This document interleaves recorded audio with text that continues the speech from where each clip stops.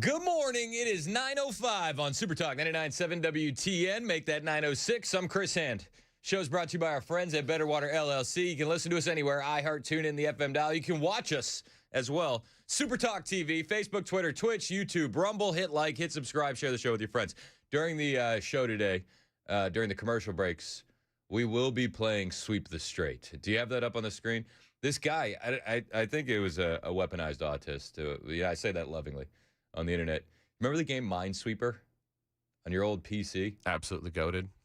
You would play it in between downloading songs on Kazaa as you were slowly killing the personal computer. And so I would play Minesweeper all the time. This guy, he created Minesweeper, and it's the Strait of Hormuz. And dude, the fact that it's so nostalgic and it's so topical at the exact same time, absolutely brilliant. So we'll be playing that on the YouTube stream during the commercial breaks. He could have only made it better if there was a Trump sound effect of, "That's a hit. That's a hit. Oh, a miss." Yeah, they could have done that with some AI. They sunk my battleship. It's more fun to sink 'em, I hear. I hear it's more fun. So we're going to be doing that during the break, and I'll be getting very infuriated. The reason that's a big story is because there are mines in the Strait of Hormuz. Allegedly, apparently, maybe. We don't know. CNN originally reported it, so we have to take that with a grain of salt. CNN also reported that bombs were thrown at Mayor Mamdani's house. Fake news. Right? Yes. Did you hear that? Last night, Abby Phillips on her show, she literally said the bombs were thrown at Mayor Mamdani's house. And it's like, no, they weren't. Where does she get her information, honestly? She posted a tweet apologizing this morning, saying, like, I just didn't double check the notes, and I'm so sorry. She's taking her cues from her network, who also had to issue an apology for something they posted this week. They're crazy. It's insane. Well, Pennsylvania teenagers do crazy things. Yeah. They were just headed in for a beautiful day in the city. Abnormally warm. Things happen when it's abnormally warm out. So we'll talk about all of that. I do want to start with gas prices and oil in particular, the WTI, the Brent crude. I walk in here and Matt Murphy always leaves on CNN. He's a glutton for punishment, and we never change it because we too are gluttons for punishment. And I see the lower third, the Chiron on CNN, and it's oil prices surge under Donald Trump. Up 2.7%. We're now at $87 a barrel. Can you believe this? And it's like, the framing is so disingenuous because yesterday we were closer to $120 a barrel until Donald Trump stepped in and said, if you do this, it's going to be the biggest mistake of your life. If anything gets blown up, it's the biggest mistake of your life.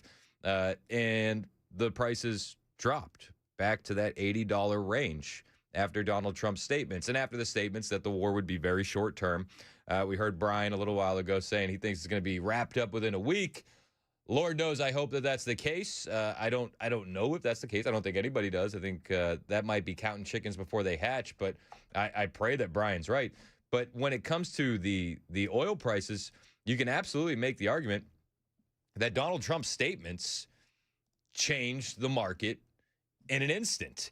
This is Fox News on the crude oil prices. On Wall Street, where the stock market is still soaring to new highs today, started out down, but then reversed course and has only gone up since then. The Dow at 421 points. This as oil continues to sell off from those highs made yesterday, almost $120 a barrel yesterday. It's hard to update the banners fast enough.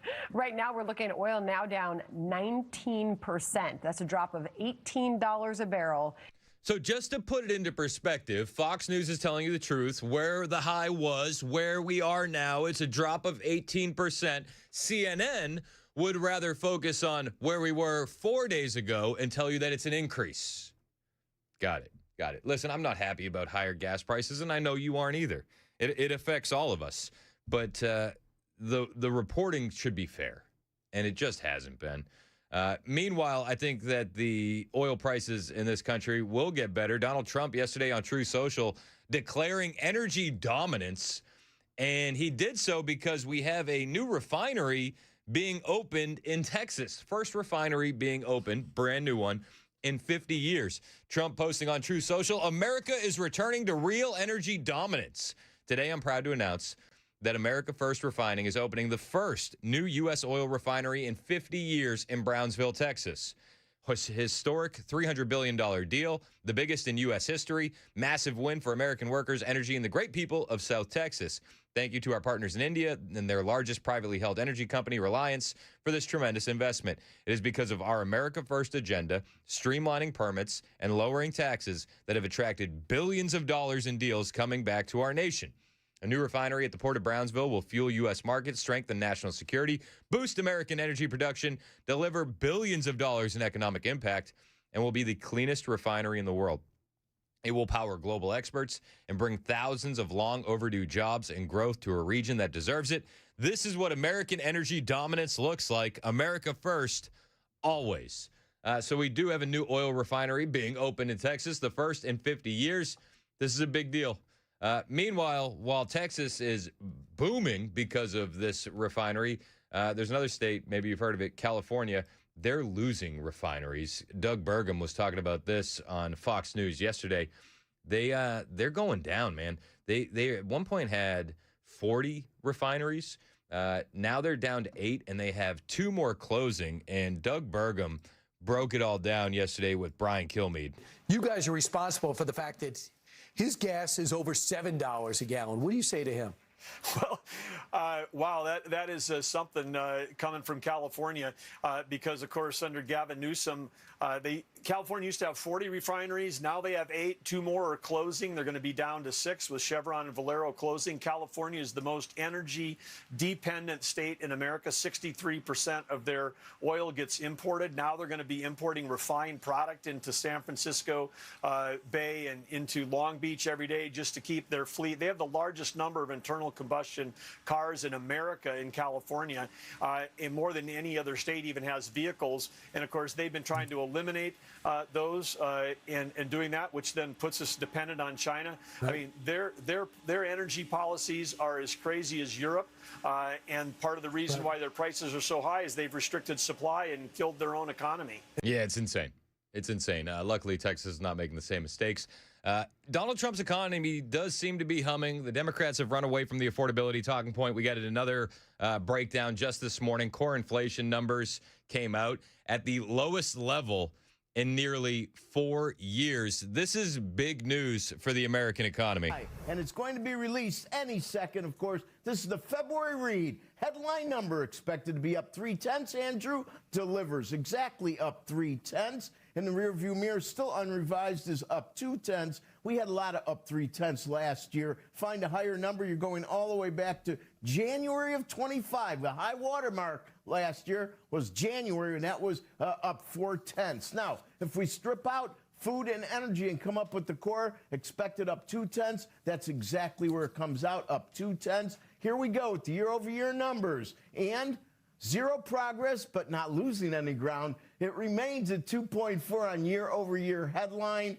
2.4 really is, to find a lower number, you're going back to April of last year at 2.3. To find a higher number, you're at December of last year at 2.7. Just to give you some context there, now, in my opinion, the most important number, year-over-year core, remains at 2.5%. We finished off last year at 2.6. The high water mark recently was 3.3%. That was also the start of last year, the high water mark. Now, I like to do the indices because I think it really drives home the point of compounding. So we are looking at the core inflation numbers coming in lower than expected, and the market is already reacting. New story out this morning. Costco is lowering prices on several everyday staples, including eggs, coffee, household paper products, as the warehouse retailer is passing savings on to shoppers amid easing inflation. Executives said during the company's latest earnings call that Costco has reduced prices on a range of basic items and groceries, and the Wall Street Journal reports all this,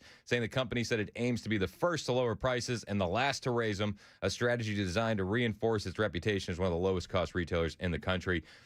Among the items that have seen price reductions, eggs, cheese, coffee, certain paper goods, according to company officials. And this is all on the back of Donald Trump's economy.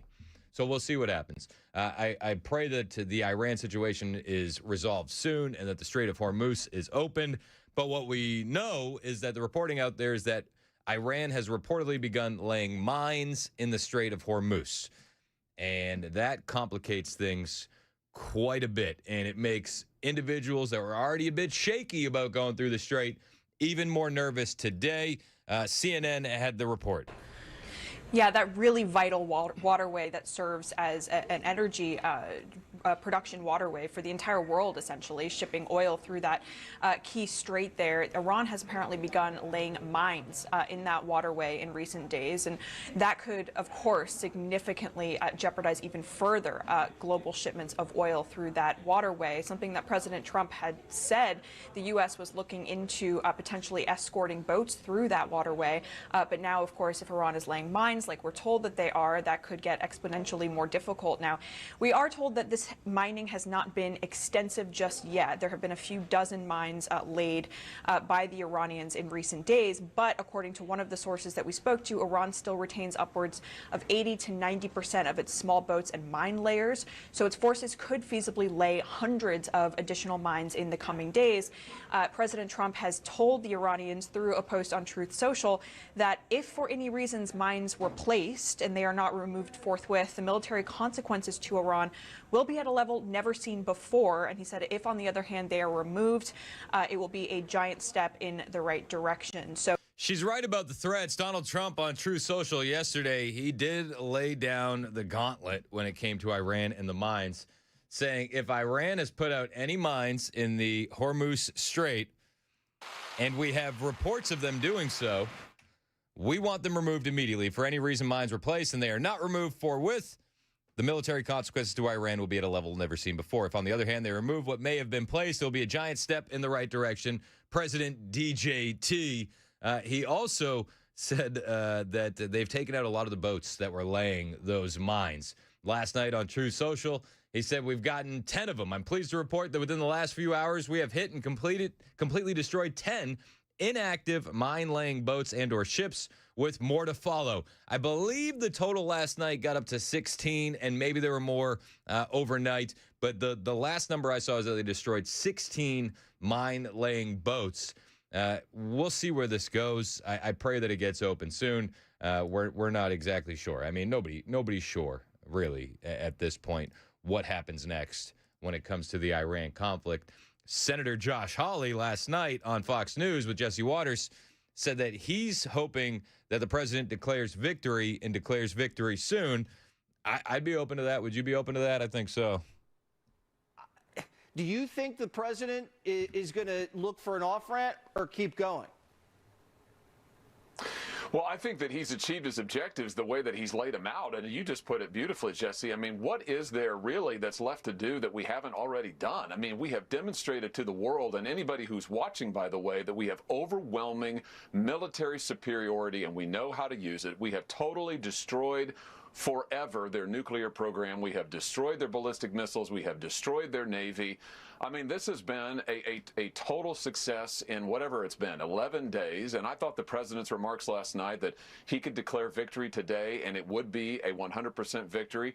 I think it's true. I think we ought to say to our heroes, thank you for a job well done. This has been absolutely amazing. It's been astounding. It's been historic. And now it's time to declare victory. Well, I'm here for it. The cost of war is high, and if you're keeping score at home, we've had some costs. Let's be perfectly honest. Nothing near what Iran has suffered, but we have about 140 troops wounded in the war so far. We have lost 8 service members, though one of them was due to a medical emergency in Kuwait, I believe, and there's still details that need to come out on that, but 7 because of the conflict. The vast majority of these injuries have been minor, Pentagon spokesman Sean Parnell said in a statement, and 108 service members have already returned to duty. 8 service members remain listed as severely injured, and they're receiving the highest level of medical care. The statement did not elaborate on when or where those injuries occurred. 7 service members have been killed by Iranian strikes, including 6 following a March 1st Iranian strike on a U.S. base in Kuwait, and 1 following a strike the same day on a base in Saudi Arabia. Now, an 8th American military member died on March 6th due to an as-yet unspecified medical emergency in Kuwait. White House Press Secretary Caroline Leavitt confirmed earlier Tuesday that a ballpark of around 150 U.S. military members had suffered combat injuries in response to a Reuters report. President Trump said Monday he believes the risk to U.S. troops was greatly diminished by the initial onslaught of U.S.-Israeli strikes. He did make those statements in his news briefing. Was it 2 nights ago? He had a huge afternoon news briefing, and he said the biggest threats were eliminated within the first 3 days. Where that goes from here remains to be seen. We will be following the story. It's 9:21. This is Super Talk 99.7 WTN.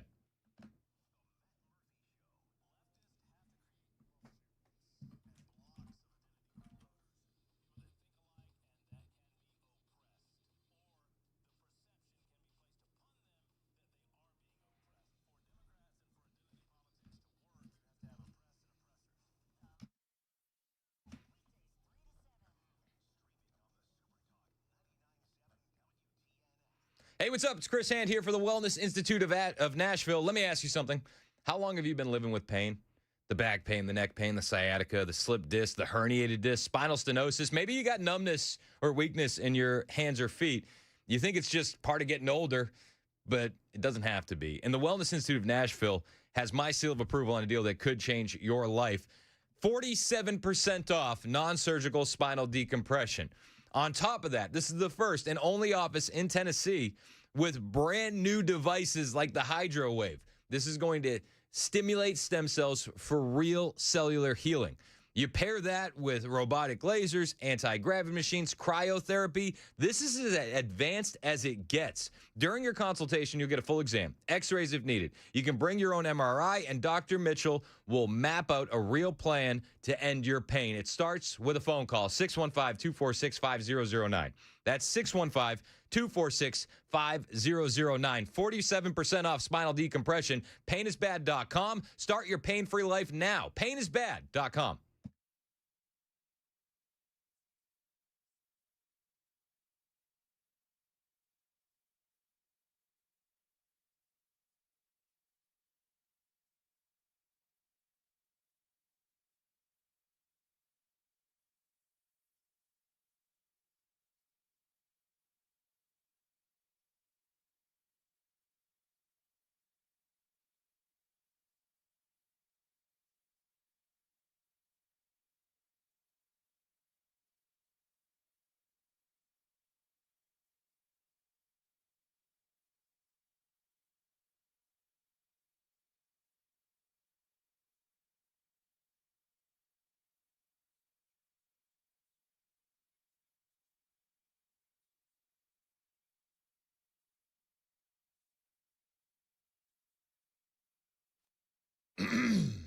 Oh, hello there. Welcome back. We're playing Sweep the Strait on the stream because it's fun. Oh damn. Second move. This is why I don't drive oil tankers. I've been working around the edges and I feel like nope. Look at that's a good one. All right. I wish there was a way to keep score on this. I feel like when we were kids, there was like this little tally here in the corner was keeping score, right? It's not doing that. So we're just gonna click around. I feel like I'm doing pretty good. Damn.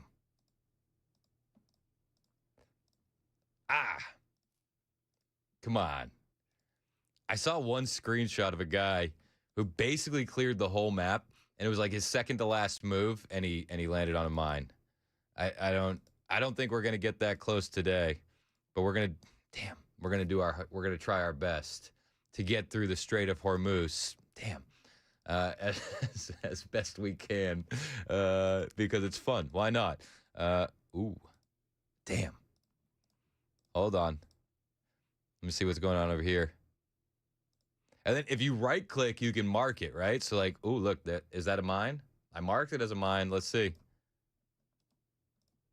Oh, nope. Oh, damn. Mason, just give me the look when I get back, because I'm going to get lost in this thing. Did you see? Well, no, I don't think it was on the screen, but during the crisscross handoff with Brian, I might have been playing Sweep the Strait. I'm just letting you know. If you saw me glancing over to my left, it's because I was playing Sweep the Strait the entire time. SweepTheStrait.com. Damn.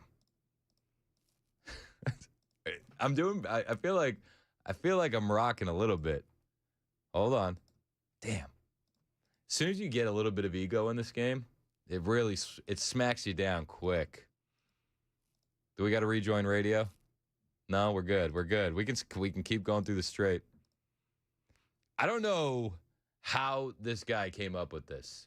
Like I said it on the air. It's weaponized autism, I think, and I like that's a positive thing. I wish I had some weaponized autism sometimes. I just have regular autism. It's not the best. Damn. Oh. Hold on. People actually watch video games being played online all the time. I don't think that they're as lame as this one. They're more fun, right? Is that...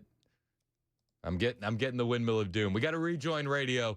We're going to be playing Sweep the Strait during every commercial break, exclusively on the stream, because we can. We'll catch you guys on the other side. Damn.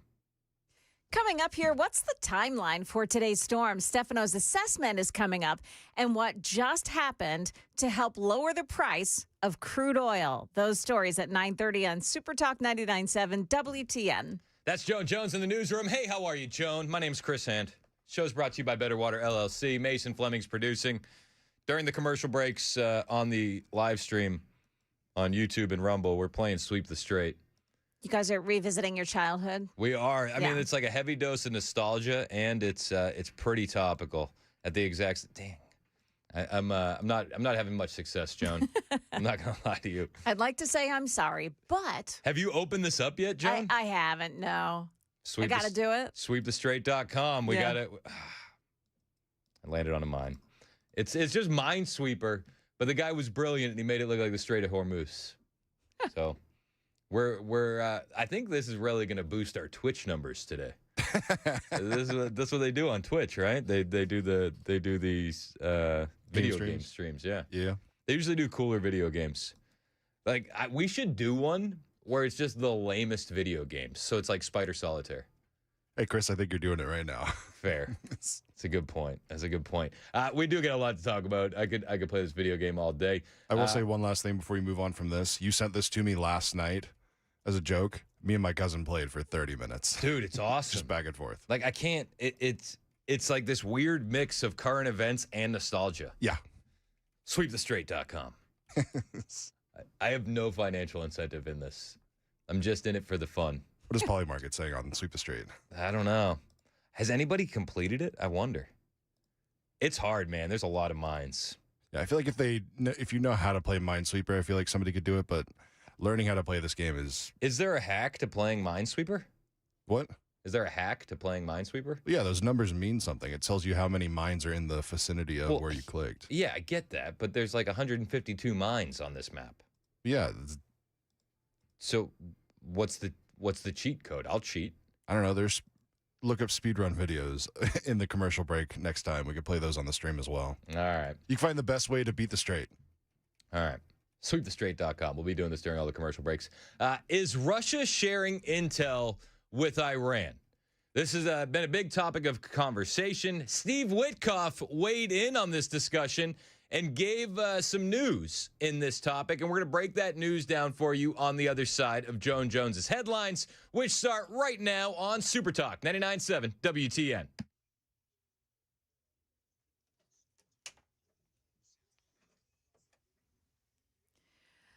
Good morning. I'm Joan Jones with your top stories, and we've been talking about some potentially severe weather arriving today. Looks like the timeline has it arriving around here at about noon today. WSMV4 Stefano DiPietro says we could see some strong thunderstorms. There's not a whole lot of change to our overall severe threat. It's a 2 out of 5 across all of Middle Tennessee and Southern Kentucky. We'll see if that even gets adjusted later on today. Your hail and tornado threats still low overall, but they're not not necessarily zero. And it'll be on the warm side, too. Temps near 80 degrees. Keep it here as we continue to follow this line of thunderstorms. Well, some help on crude oil prices from the International Energy Agency this morning. The agency has agreed to the largest ever oil release from its strategic reserves, 400 million barrels. It's an effort to stabilize the market. Japan also saying it'll release stockpiles from its national reserves this coming next week. Now, Brent crude this morning, that's the benchmark for oil from the Middle East, is trading at $2.58 higher. We're at $90 a barrel there. And then the West Texas Intermediate oil, that's the oil that's produced here in the U.S., that oil is up $1.96 at $85.41 a barrel. We'll keep our eye on that as it goes along today, too. A missing Antioch teenager has been found safe in Nashville. The TBI now canceling its endangered child alert for 15-year-old Daniel Robbins. He has a medical condition and was believed to be without his medication. And a mother and daughter breathing a sigh of relief today after a tree fell on their car while they were driving to school this morning. It happened near Chattanooga. Photos showed that car is crushed, but both mom and daughter escaped injuries. I've posted the photos to my X account. You can check it out at Joan Jones WTN. That is the latest news. Your weather is next. I'm Joan Jones, WTN News.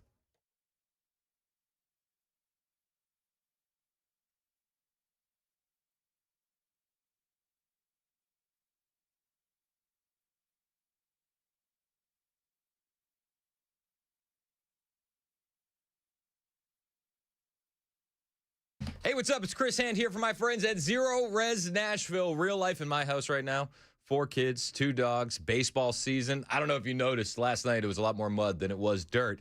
And it's all coming through the front door. And I'll ask the kids, I'll say, please take off your cleats in the garage. They say, sure thing, Dad. Where do they take off the cleats? Living room carpet. Now, when we see that happen, we used to be like, come on, man. Now we're just like, call Zero Res. And we look at the carpets and we know we need backup. That's where Zero Res comes in. And we like their approach. It's the Maha of carpet cleaning. They don't use harsh chemicals. They're not leaving behind soap residue. They're using their special ZR water cleaning system. It's actually going to get your carpets insanely clean and make them stay clean longer. Plus, as a dad, love the Maha element, and I love knowing that the kids, the dogs, everybody can roll around on the carpets and there's no harsh chemicals. If you check the reviews, I'm not the only one who vouches for these guys. Thousands of families around Nashville are using them, and right now is the perfect time to do it. Spring is coming. Get that house fresh again. 615-535-9376. That's the number for Zero Res Nashville. 615-535-9376. Or you can book online, ZeroResNashville.com, and ask them about their 2- and 3-room specials, ZeroResNashville.com.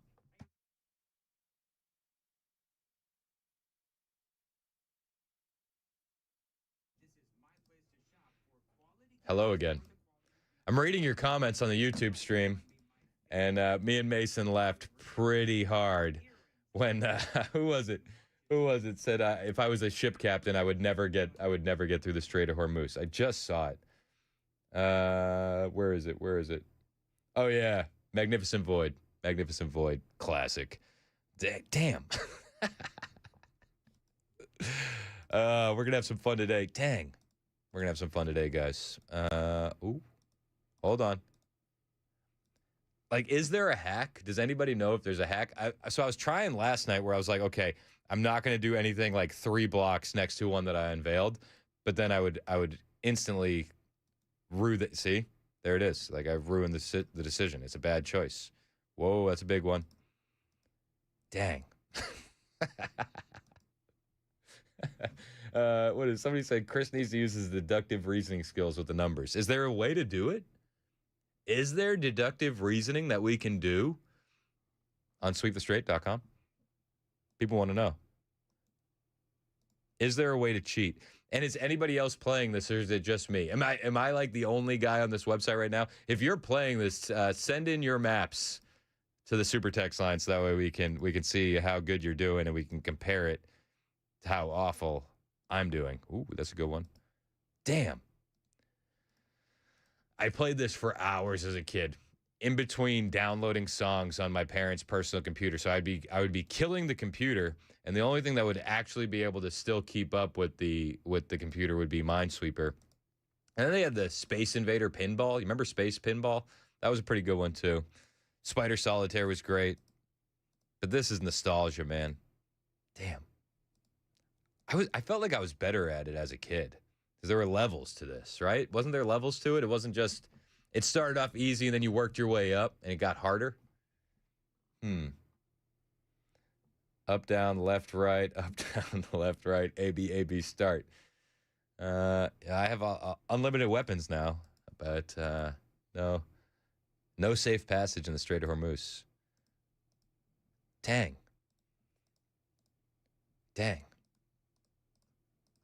All right.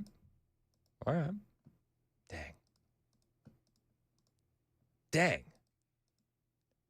It's just is it just random? Like you're just clicking at random. What's the strategy?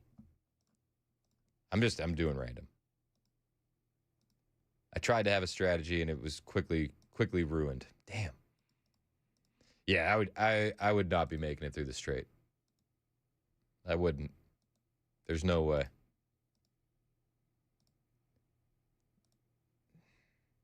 I mean, is there even safe passage with these mines? Like, I guess if you started here, you'd work your way all the way up through here. I guess you could get straight. Like, does that count as a win? If I just clear a path through the Strait? I think we could count that as a win. I would count that as a win. I can't hear you. Oh, we got to go to radio. Sorry. The fun has to end for now. But we'll do this during every commercial break, I promise. Your text messages, your phone calls on the other side on radio.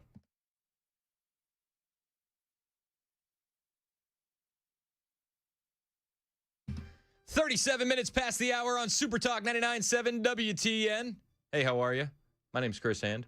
Show's brought to you by Better Water, LLC. Water filtration systems, water softeners, betterwater.com. We love those guys. You can watch the show anywhere. Super Talk TV, Facebook, Twitter, Twitch, YouTube, Rumble. Hit like, hit subscribe, share the show with your friends. Help us grow that digital footprint of the radio station. It helps a lot, and we appreciate you doing so. Is Russia sharing intel with Iran? Inquiring minds would like to know. CNBC has the report. Steve Witkoff weighing in, and he says Russian leaders denied in a call with President Trump allegations that they're sharing intelligence with Iran during the war. That's Special Envoy Steve Witkoff making that statement.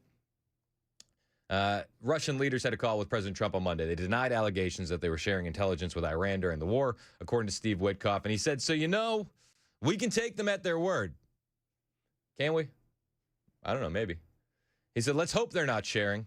Trump spoke with Vladimir Putin on Monday. Witkoff was asked during his interview if he thought Russia was sharing intelligence with Iran about the location of U.S. military assets, and if so, why the Trump administration would waive sanctions that had barred Indian refiners from buying Russian oil.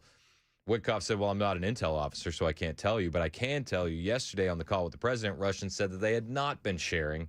That's what they said. Witkoff also said that he and Trump's son-in-law, Jared Kushner, had separately had a phone call on Monday morning with Yuri Ushakov. Sounds pretty good. Let's go with Ushakov. Sounds Russian. Putin's foreign policy advisor. In that call, they said that he reiterated the same. Russia is not sharing intelligence with Iran. MS Now, in a report on Sunday, cited 2 U.S. officials with knowledge of the situation, reported that Russia has been giving Iran information that could help the nation's forces strike American ships, aircrafts, and military bases in the Middle East. One of those officials allegedly told MS Now Russia is providing intelligence to help Iran. Trump on Friday blasted Fox News reporter Peter Doocy for asking him about suggestions that Russia was helping Iran target and attack American forces, saying, what a stupid question that is to be asking at this time. So I would just say, maybe. I mean, Witkoff seems to think that the Russians are telling him the truth, that Putin is telling Trump the truth. Sources telling MS Now. Isn't that a weird place to be in? Who do you trust more? The Russians or MS Now? I don't know which one to choose. Do we do a YouTube poll? Who do you trust more? Russians or MS Now? I feel like that's a good poll. We'll put that up on YouTube, and we'll update you on the results. Saudi Arabia is working with Ukraine on the drone threat This is an interesting story. Saudi Arabia is prepping for a huge deal for Ukrainian weapons amid the Iranian drone threat. I think this is fascinating, and I think this is something that we should be paying attention to.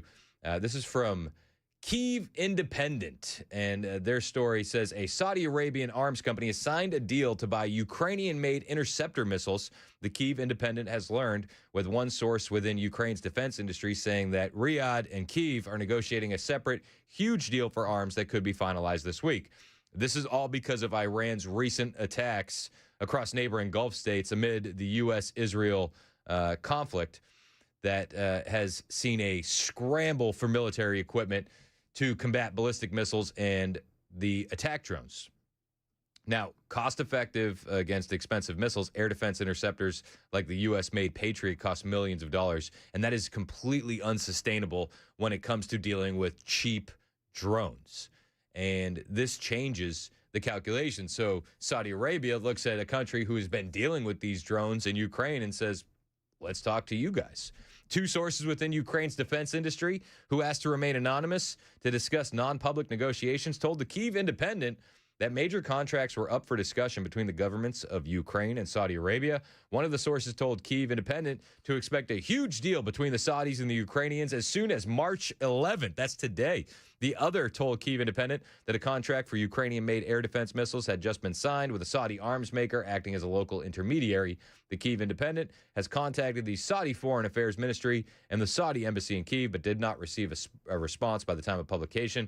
Iran has unleashed a swarm of drones across its Arab Gulf neighbors following U.S.-Israeli attacks starting at the end of February.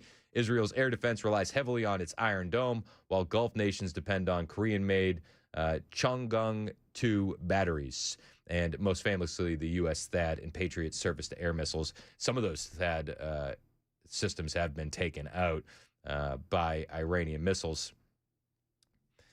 So it's limiting the response. Iran unleashed a swarm of drones, and the THAAD systems are usually key to that. There's been reports that maybe we're packing one up in South Korea to bring to the Middle East. I don't know how true that is. I'm just seeing the rumors on the internet like you.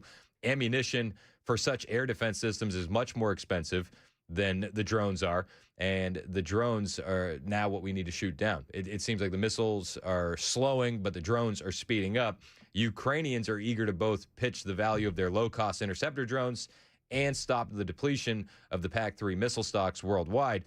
Ukraine has never had this many missiles to repel attacks. More than 800 have been used over the past 3 days alone, Zelensky said in a March 5th press briefing. The same evening, Zelensky wrote on Telegram that he received a request from the United States for concrete support and defense from those drones in the Middle East region.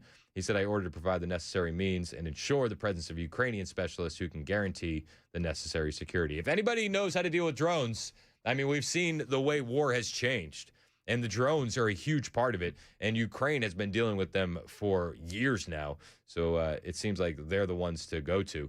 Now, while all this is happening over here in the United States, our heads are on a swivel, and they're on a swivel because of the terror attacks that we've seen perpetrated in this country. Austin, Texas, New York City, and it seems like we're waiting for another shoe to drop and another one to happen. I mean, we had the close call coming out of that flight in Nashville. We also had the airport in Kansas City evacuated. It seems like the country's on edge. And I don't know, I feel like a lot of people are talking about this. And a lot of people are paying attention to this. But if you were to turn on CNN, you get a completely different picture on what's going on with the terror threat in this country. In fact, just last night, Abby Phillips said that the bombs that were thrown in New York City were thrown at Mayor Mamdani's residence. And I thought to myself, well, that's wrong. But she said it with such confidence. Two Republicans say Muslims don't belong here after an attempted terror attack against New York's Mayor Zohran Mamdani, and the House Speaker Mike Johnson says nothing really to condemn those comments. Another special guest is going to be with us at the table when we come to.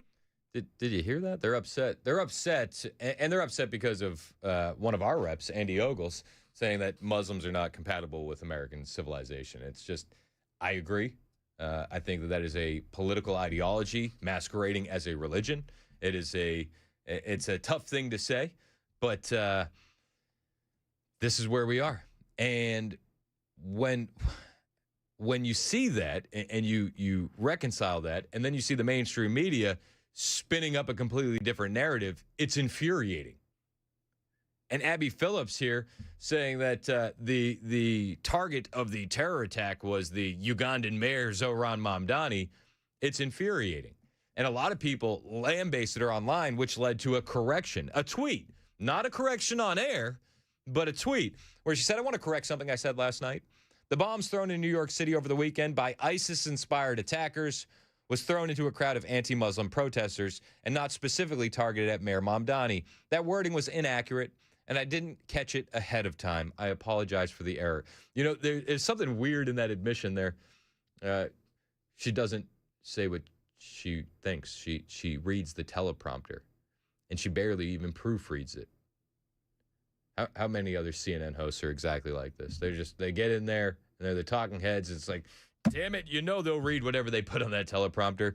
How do you say this with a straight face? And she did. I mean, she said it with such confidence. Two Republicans say Muslims don't belong here after an attempted terror attack against New York's Mayor Zoran Mamdani, and the House Speaker Mike Johnson says nothing really to condemn those comments. I wonder if she's going to issue an on-air apology. She should. She should open up her show with that on-air apology. I'm not going to hold my breath or count my chickens before they hatch. Meanwhile, as all this is going on and the terror threat is real and I feel like this country's on edge, DHS is still shut down. That partial government shutdown is still happening. And we got about 100,000 DHS government employees out there who are going to be struggling without a paycheck and still be expected to keep this country safe. It's just gross, and it's like the same. This just happened a few months back, and now it seems like we're doing the exact same thing again. Caroline Levitt yesterday talking about the fact that these guys are going without a pay cut, without a paycheck. President Trump wants the Department of Homeland Security. He wants TSA, he wants FEMA, he wants the brave men and women of our United States Coast Guard to receive their paychecks, and he wants this department to be fully funded and fully reopened. And so to any American out there who is struggling without a paycheck, we know there's more than 100,000 of you across the country.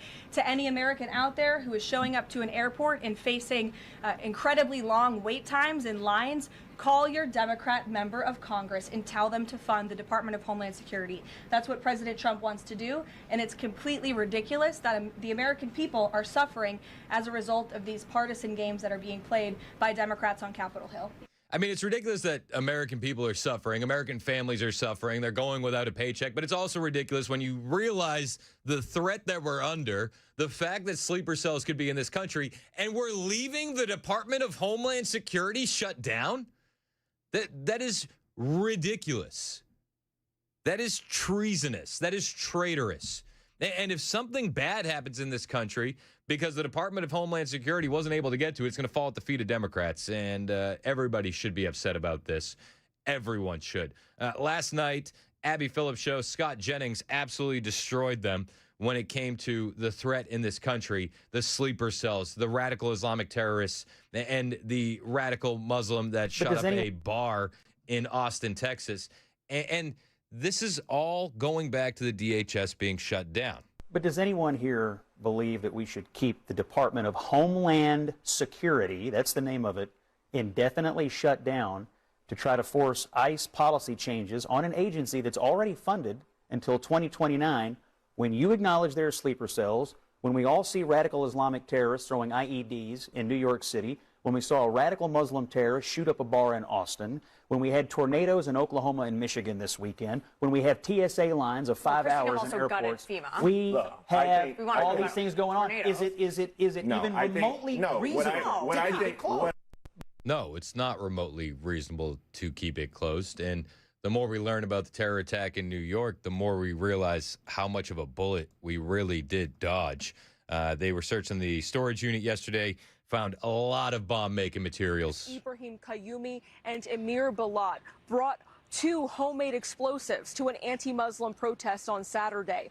Thankfully, neither detonated, but as you mentioned, more homemade bombs have been found and safely removed from a Pennsylvania storage unit connected to the case. Both suspects are being held without bail after their first appearances in court yesterday on charges that include attempting to provide material support to a foreign terrorist organization and using a weapon of mass destruction. According to a criminal complaint, both men expressed support for ISIS, and one talked about watching ISIS videos. Younger and younger individuals who are radicalizing and mobilizing to violence. And this is taking place against the backdrop of social media, the dynamics of online culture. It's not limited to ISIS, it's across the ideological spectrum. Fox News Digital captured these photos of the suspects' homes, both located in Philadelphia suburbs, roughly 15 minutes apart. The suspects are U.S. citizens, but their parents are naturalized U.S. citizens from the Middle East. An attorney for one of the suspects tried to suggest yesterday that the 2 co-defendants were strangers to each other. Does that make it better? They didn't know each other. They just happen to both be Muslim and decide that throwing bombs at conservative protesters was the right thing to do. I think that actually makes the comments from Andy Ogle a bit more real. You know, they don't fit in with Western civilization. We shouldn't have imported them en masse. They're changing what this country looks like, and we need to push back against it. This is a major story, one that the mainstream media is failing to cover with any accuracy at all, that we will continue to cover here on Super Talk 99.7 WTN. On the way, remember mass deportations? Remember that? Are the Republicans being told to walk away from that talking point? It sure seems like it. We're going to break that down and push back against it on the way. It's 9:52. This is Super Talk 99.7 WTN.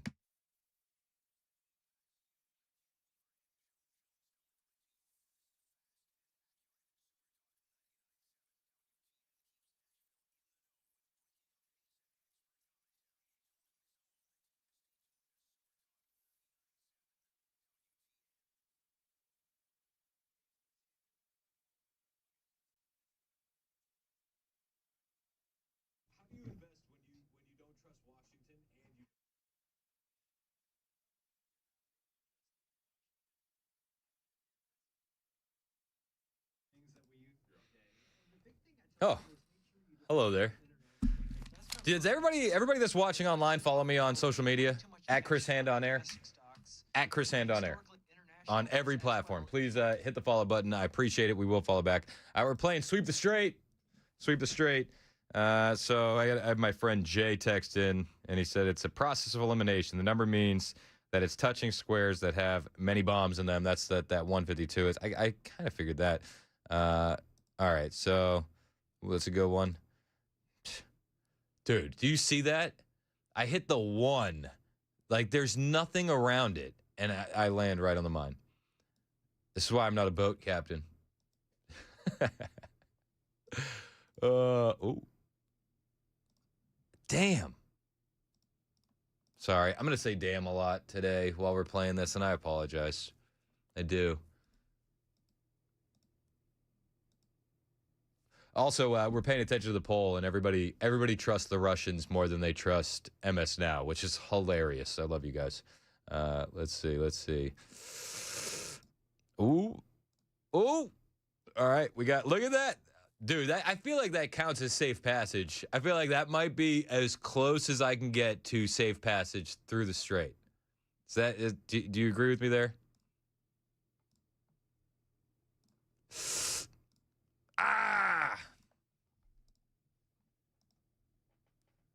Ooh. All right, we're cooking. We're starting to cook. Mason, I'm cooking. Nah, I'm cooked. I didn't even get to. That was my second move. That was not good. That was not good.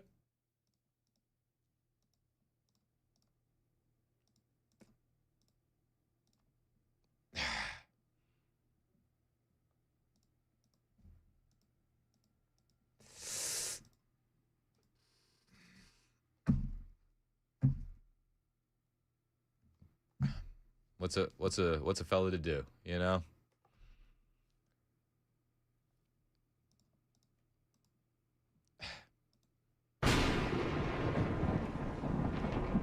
Maybe if you just go really fast, you don't have anything to worry about. Nope, I lied.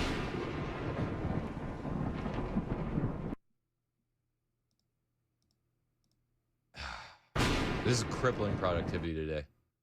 Just so you know. Dang. How much time we got? We got to rejoin radio? Mason said, no. This is much more important. Trust me, it is. Everybody knows it. Man.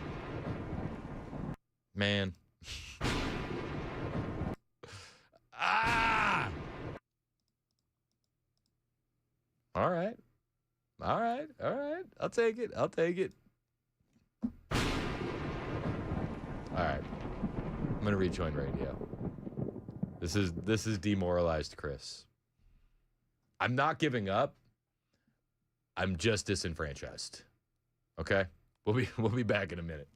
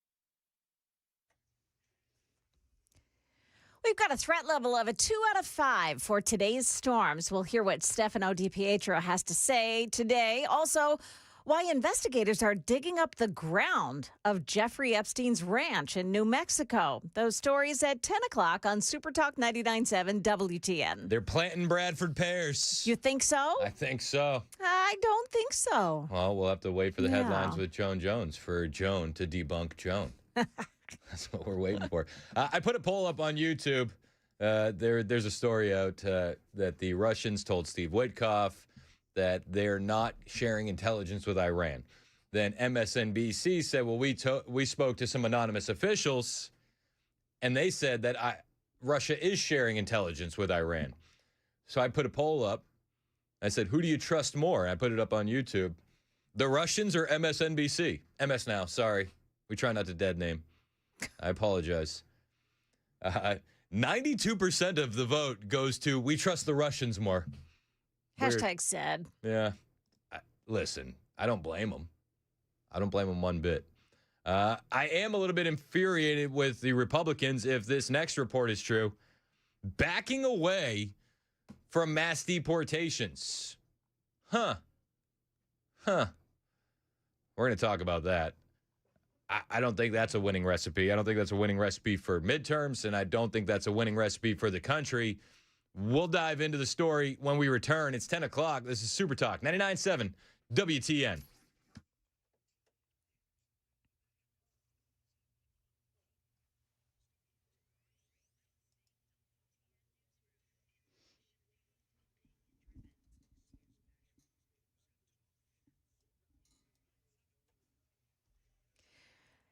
Good morning. I'm Joan Jones with your top stories. Got to watch it out at the airport. Eastbound 40 at the off ramp to Donaldson Pike. There's a crash and it's blocking off part of the exit ramp there.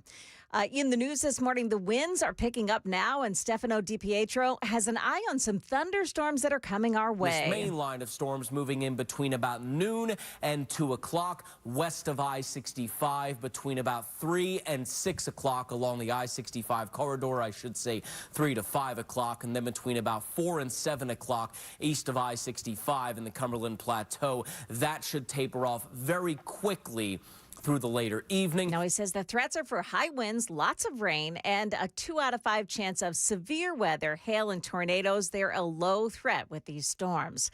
A bill that would have allowed women to get abortions to be charged with homicide has now failed in the Tennessee legislature. None of the members of the House of Population Subcommittee made a motion to hear that bill, so the bill has been shelved.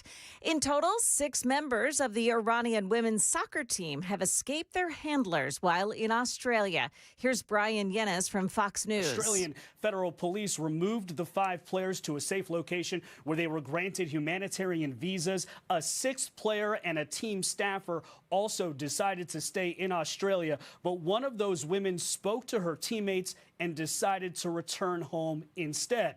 The rest of the team arrived in Malaysia as they make their way back to Iran. Australian politician and Iranian activist Tina Kordjostami, who led the asylum push, tells Fox the players were coerced to go back to Iran, their phones tapped, and at least one player had their family detained in Iran. Now, the players remained silent during their national anthem last week at the Asian Cup. Some hardliners in Iran calling them wartime traitors. One person has been arrested after he crashed a van into a temporary security barrier near the White House early this morning. The Secret Service took that driver into custody. A bomb squad was called in to check out the van. It was cleared. Charges are expected to be filed against the driver. And in New Mexico, investigators are searching the grounds of a ranch once owned by Jeffrey Epstein. New Mexico authorities claim that they were running an investigation into this, but the state investigation was put on pause at the request of the Department of Justice. So by the time Epstein actually died, no one actually came around to search this property, and in a somewhat remarkable oversight, to this day it has gone unsearched. Another thing that's driving concern from state officials is also an anonymous tip that was included in the Epstein files, uncorroborated and anonymous, but one of these emails in the files suggests that someone emailed a local radio host with an allegation that bodies were buried on the property. We'll see what they find. ABC's Peter Haralambos reporting there. That is the latest news. Weather is next. I'm Joan Jones, WTN News.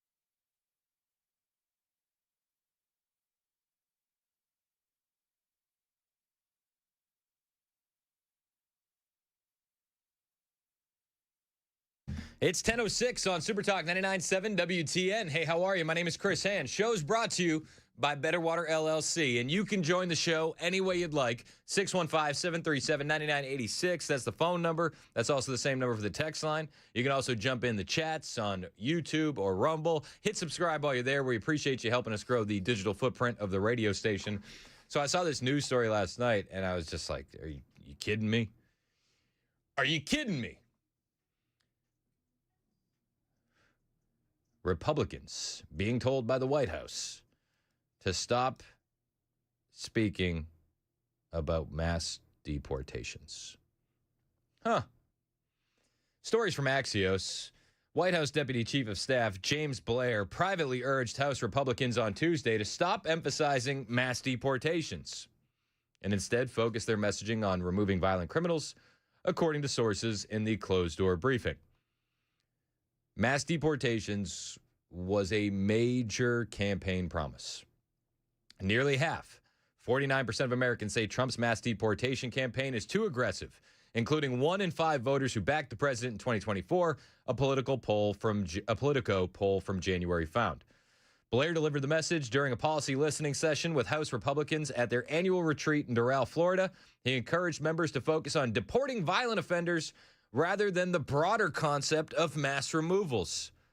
The advice signals a recalibration by the White House and reflects growing concern among some Republicans that Democrats are successfully framing Trump's immigration policy as overly sweeping and indiscriminate.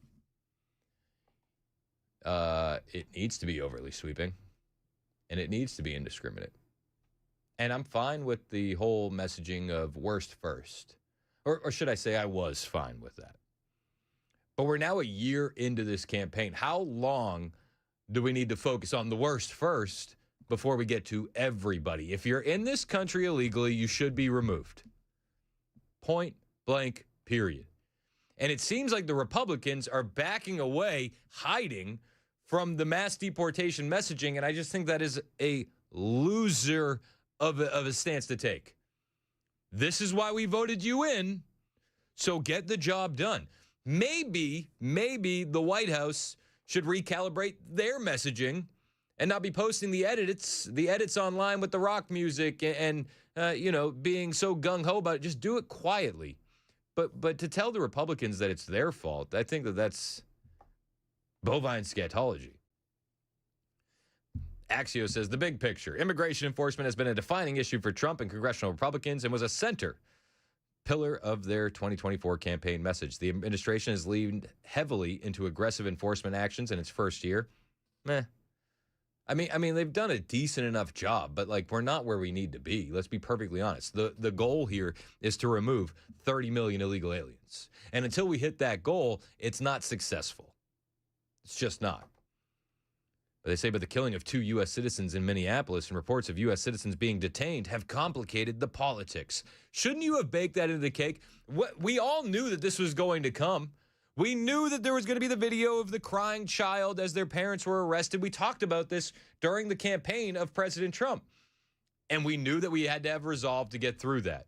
We knew the narrative machine would spin and be anti-Trump on these efforts, but we knew we had to push through anyway. And if we don't, we're no longer going to have a republic. Oh, the messaging is too strong. You're scaring people. Yeah, you know what? I honestly don't care. This is what we voted the guy in for. Yesterday, there was a big hearing at the Capitol, and the Center for Immigration Studies director says under oath that 60% of illegal alien households are using taxpayer welfare. 60%. States typically have other policies that attract illegal settlement and thus burden taxpayers with support of illegal immigrants. Besides funding emergency health care and schooling for all, a number of sanctuary states go farther and choose to provide Medicaid, subsidized health insurance, nutrition assistance, housing, and much more. Illegal immigrants use these welfare programs in large numbers. My organization has found that over 60% of illegal alien-headed households are using at least one form of welfare program, and usually more than one, at a cost of tens of billions of dollars to taxpayers. This is why any resources spent on immigration enforcement actually save taxpayer money in the long run. Do you want to save taxpayer money? It's mass deportations. You want lower housing prices? It's mass deportations. You want less crowded roads? It's mass deportations. You want a less crowded hospital? Mass deportations. This is what we voted for. Where are the angry Republicans? You want us to back off a winning recipe? You want us to back off the language of mass No. We need to go further. We're not going far enough. In fact, I think your language of we're only going after the worst first is a bit soft. We're a year into this now. How long do we have to go after the worst first? You should have got that handled. Now we should be going after everyone. Abuelas included. Tias included. Tios included. All of them. If you're here illegally, you need to be removed. You should actually take the opening that you've been granted and receive a travel stipend, go home on your own, and then try and apply to get here the right way. But to say that we need to back off, midterms are coming, we're going to back off. Like, are we just not going to get mass deportations? Is that what you're telling us? Is that what you're telling us? It sounds like that's what you're telling us. How about instead of telling people to back off certain language, how about we continue highlighting the drain that illegal aliens are in our society? Instead of an ad campaign featuring Kristi Noem, how about we have an ad campaign featuring the director for the Center for Immigration Studies testifying under oath that 60% of illegal alien families are using some sort of taxpayer welfare? How about we do that? Maybe that's a winning recipe. How about we just highlight the illegal aliens that are here that are doing heinous things? Illegal aliens that, if we're being perfectly honest, if we were prioritizing the worst first, this guy should have been removed a long time ago. You got a man wanted for multiple child sex offenses now behind bars. Deputies arrested 24-year-old Jose Martel Arriga during a search warrant operation on Friday. He now faces numerous charges this morning, including sexual exploitation of a minor and solicitation. Martel now being held without bond. This illegal alien got arrested on 59 counts. 59 counts of child rape, extortion, producing child pornography, and more in North Carolina. Gee whiz, guys, the mass deportations talk, it's a little harsh. I don't care, actually. I don't care at all. I don't. Let's make American cities safer again. Let's make the burden on the American taxpayer a bit less. Let's push as hard as humanly possible. Why are they backing off of this? Why are they being told in closed-door meetings to back off of the mass deportation talk? Infuriating. I could do this all day. You understand that, right? Here's another one. If we're prioritizing the worst first, tell them we're going after violent offenders. Well, this illegal alien also should have been removed months ago. This guy in New York, illegal alien, shoved an 83-year-old Air Force veteran onto New York City subway tracks. He's now bleeding from his brain, and he's probably not going to survive. Oh, the mass deportation talk is so harsh. Police say that they have arrested the suspect who shoved an 83-year-old man onto subway tracks, leaving him on life support. We have been covering this story since Sunday. The 34-year-old man now faces charges, including attempted murder. Bayron Hernandez accused of pushing actually two men onto the tracks at the Lexington Avenue and 63rd Street station Sunday. Victim John Rodriguez managed to take video of the man who he said was the culprit. Rodriguez ended up with his arm in a sling. The other victim, 83-year-old Richard Williams, his granddaughter tells us he has multiple fractures and also bleeding on the brain. 83-year-old Air Force veteran can't ride the freaking subway in New York City. Oh, gosh, the mass deportation language is so harsh. American citizens were killed. Yeah, when they actually assaulted officers, kicked out taillights, tried to run them over with cars. Yep, they were. No level of compassion or sympathy for the 83-year-old veteran that was launched onto subway tracks, who's now bleeding from his brain and probably not going to survive. Let's back off the mass deportation talk, shall we? No, actually. This is why we voted you in. This is what we want. And we want them all gone for a myriad of reasons. Oh, gee whiz. Sure is harsh hearing you talk about mass deportations. Yeah, it is. It is. It's also harsh hearing about an 83-year-old veteran launched onto subway tracks and bleeding from his brain. It's pretty harsh when you hear about illegal aliens raping kids. That's pretty harsh too. Saying mass deportation, that might hurt us in the midterms. Okay, here's a spoiler alert for you.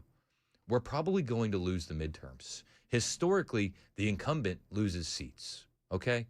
So if we're operating under the assumption that we're going to lose the midterms, we are now down to 8 months, less than 8 months of a Donald Trump presidency.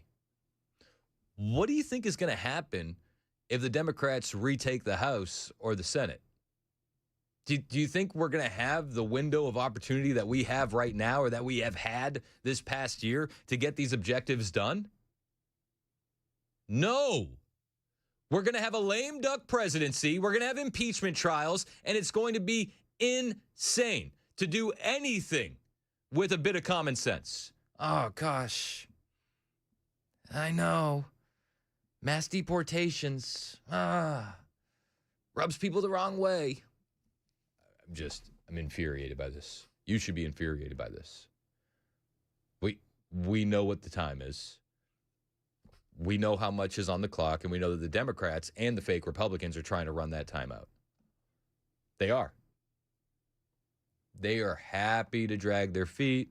They're happy to dig their heels in. And I'm sure some of the Republicans in the House and in the Senate are like, good. Yeah, let's back off the mass deportations. No, I think that's a losing recipe. I think it's actually disgusting that this is even being floated. We voted you in to secure the border and get us mass deportations. So far, what are we at? 2.5 million? It's a drop in the bucket of what we have here in this country. I understood the prioritization of the worst first. You had a year for that. Now what are we doing? What are we doing now? I liked the messaging. We're going after the worst first. Are we going to do that all 4 years? Is that going to be the message for the entire 4 years of Trump 2.0? We're going after the worst first. It's like, okay. Is that going to be the messaging when J.D. Vance walks in as the nominee in 2028? We're going to go after the worst first. I'm like, well, you've had 4 years. Or is this just going to be slowly backed away from and forgotten? Probably going to be the latter. And that is infuriating. Meanwhile, the Democrats protect these monsters. The policies in place protect these rapists and murderers and gang members. And the Democrats are actively trying to thwart the efforts to get them out every step of the way.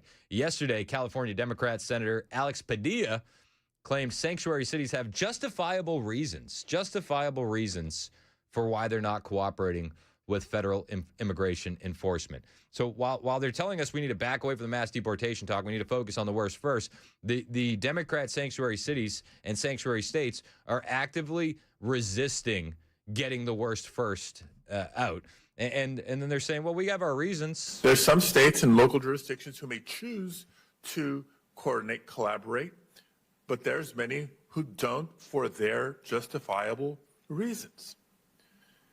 It means carrying out immigration enforcement activities is ICE's purview, while respecting state and local law enforcement agencies to make their own decisions about how to focus and direct their limited resources that they deem best protects and serves their constituents.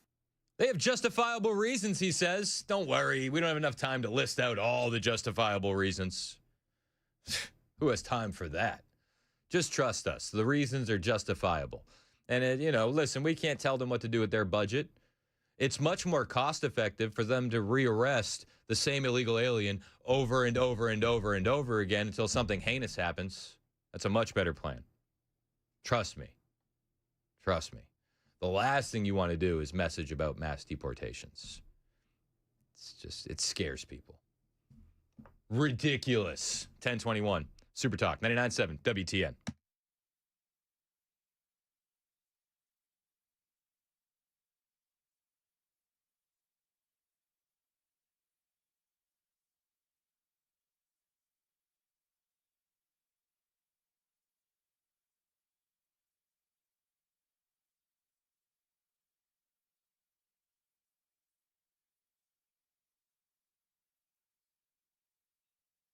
Hey, what's up? It's Chris Hand here from my friends at USS, United Structural Systems. When you need to call a company to help you with your home's foundation, you want a company that you can trust, this is where USS comes in. They have 30,000 Tennessee families backing them up, saying that's the company that showed up and helped them when we were in need. Now, maybe you're in need today. A couple weeks ago, we had some storms roll through and severe weather damaging foundations across Tennessee. We had the ice that melted, there was water, then we went through the freeze-thaw cycle, and it does some damage on your foundations. Today, we have rain coming in. Maybe you're getting some water or some moisture in your crawl space or in your basement. If any of these things are happening, you need to call the best. You need to call USS. They're not going to send a sales guy. They're going to send an expert. He's going to create a custom solution for your home. And the best part is these guys are not just trying to sell you a bill of goods. If it's a quick fix, they have no problem telling you that because they want to earn your trust and they want to keep your business. Since 1994, USS has done this for thousands of Tennessee families. They can do it for you as well. When you need somebody to show up that's going to help, you need to call USS. If you're dealing with foundation issues, especially after severe weather, connect with a company committed to quality and community. 615-488-7855, 615-488-7855, or find them online, USSTN.com.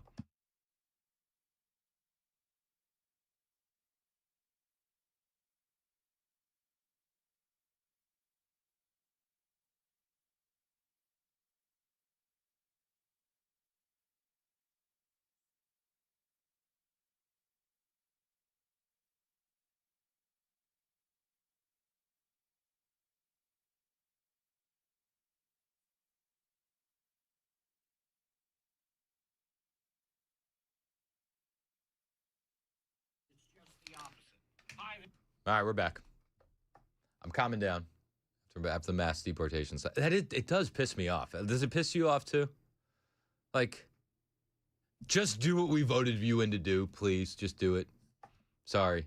I got to keep sweeping the strait. We're trying to get through the Strait of Hormuz. Sweepthestrait.com. So, all right. So I had a friend text me. So the number, it's not like points on the board.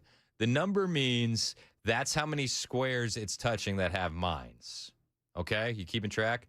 So like the 3 means that 3 squares that this thing is touching have mines. The 1, yep, down the line.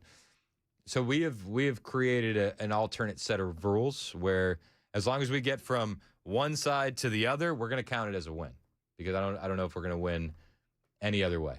Damn it. Ugh. Damn. All right. We're going to get from one side to the other. By the end of the show, we're going to get at least one oil tanker through here, all right? All right. Oh. Oh. Damn. Oh.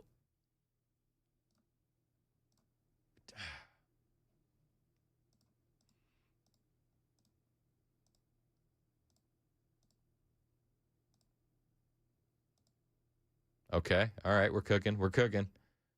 Mason, I'm cooking. Cooked. We're going to rejoin radio. We'll catch you guys here in a moment. If anybody is actually doing good and Sweep the Strait, send me a screenshot, 615-737-9986. Appreciate you guys. Love you guys. See you soon.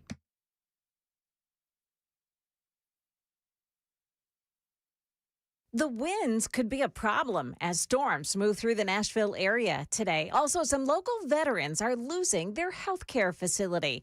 That and more at 10:30 on Super Talk 99.7 WTN. That's Joan Jones in the newsroom. My name is Chris Hand. 26 minutes past the hour on Super Talk 99.7 WTN. Let's see. Oh, John in Lawrenceburg did a good job. He just texted us in a picture of him we're playing Sweep the Strait on Super Talk TV during the commercial breaks. You see what Menomina said on YouTube? No, what'd they say? Chris, you're not even trying to use the numbers. I am trying to use the numbers. They're calling you out? So Sweep the Strait, some guy reinvented Minesweeper from the old PC back in the day and created a map that is the Strait of Hormuz. So we're sweeping the strait. We're trying to get through. Not having much luck. Definitely didn't miss a calling to be a cargo ship or oil tanker captain. That's for sure. I didn't miss that call. Not built for the mines. No, I'm not. I'm not built for this. Also, we're getting a lot of text and reaction in on the Republicans backing away from the messaging of mass deportations. 2308 said, Chris, I'm with you on this. All illegals need to go. That being said, if there are 30 million of them, we would have to deport over 82,000 a day, 7 days a week for a year to make that happen. That is impossible. The announcement to Republicans to back off the message is just a distraction from something else. Maybe. But that would be 82,000 7 days a week. So 82,000 times 365, right? Is that what you're saying? And that would be, right around 30 million. I don't think we need to get all 30 million in a year.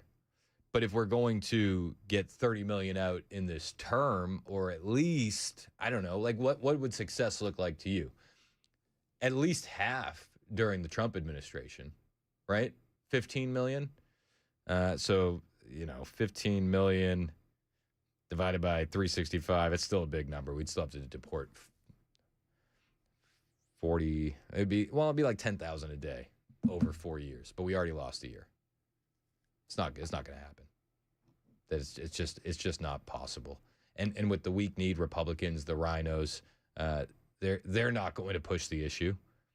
They got midterms to worry about. I mean, let's be honest. John Thune isn't even willing to push the issue on the SAVE Act. John Thune is dragging his feet on the Save America Act. So what expectation do we have that we're going to get millions of illegal aliens out of this country? We can't even guarantee that they're not going to vote. You got Hakeem Jeffries out there demanding, before we reopen DHS, while the terror threat in this country is abnormally high, we have Hakeem Jeffries demanding, before we fund DHS, that you got to promise that ICE isn't going to go to polling places. Why would we need to promise that? I thought illegal aliens don't go to polling places. I thought it's increasingly rare. I thought it doesn't happen. So it's insane. We'll talk a little bit about the Save America Act on the way. Again, John Thune is just the worst Senate Majority Leader we could have had. It should have been Rick Scott. Let's be perfectly honest. Everybody knows it. It should have been. It should have been. But, woulda, coulda, shouldas, right? Woulda, coulda, shouldas. John Thune actually had the nerve to say he's powerless to get the Save America Act passed through the talking filibuster. Said he doesn't have the votes. I'm going to bring you those comments from John Thune on the way. Plus, we'll take some of your phone calls at 615-737-9986. This is Super Talk 99.7 WTN.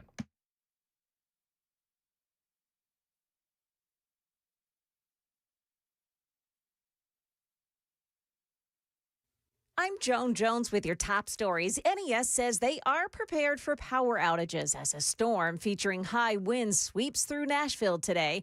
Stefano Di Pietro from Channel 4 says wind will certainly be a problem. These storms are going to have some good speed to them, so they are not really going to linger for very long. But with storms with good speed and the gusty wind already, that's where we could push those wind gusts even higher. But this is trash can tipping and maybe patio furniture cushion tossing wind gusts today. Without thunderstorms, they'll be up around 30 miles per hour. So it just kind of shows that even before that, the wind will be whipping around. Now, the severe weather threat is a 2 out of 5 for the entire mid-state and southern Kentucky. Storms beginning to the west of Nashville around noon and moving eastward from there. The Veterans Administration announces it's closing its McMinnville outpatient clinic at the end of May. Some reports say that there are staffing issues. Others say it's for modernization. It's upsetting, to say the least. Gary McComas said he'd have to drive at least an hour to another VA clinic in Murfreesboro or Cookeville. He's concerned for other veterans who can't afford or are not healthy enough to travel. You depend on it, and you got a lot of veterans. That is our only insurance, our only health insurance we have. Gary, Chris, and other veterans we talked with want to know why the clinic is closing as part of what the VA calls modernization efforts for the area. That's Channel 4's Steve Mayling. There is a town hall on this happening next Friday, March 20th. It's scheduled for 6 p.m. at the Warren County Administration Office on Locust Street in McMinnville. That is the latest news. Weather is next. I'm Joan Jones, WTN News.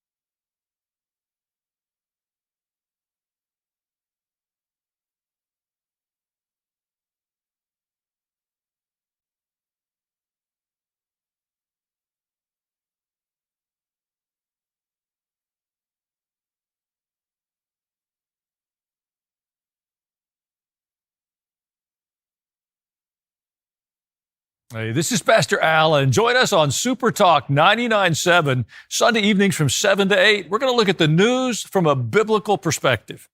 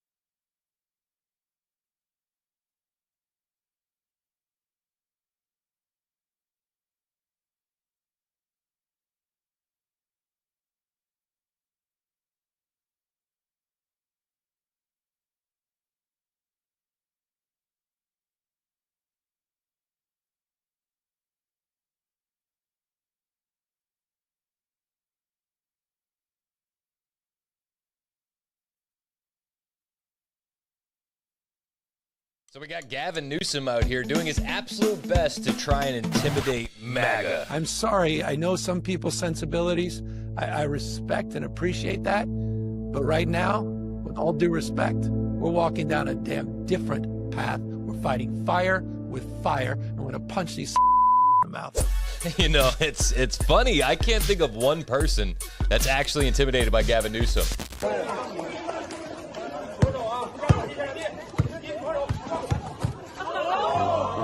Okay. I stand corrected. That Chinese kid looked pretty intimidated.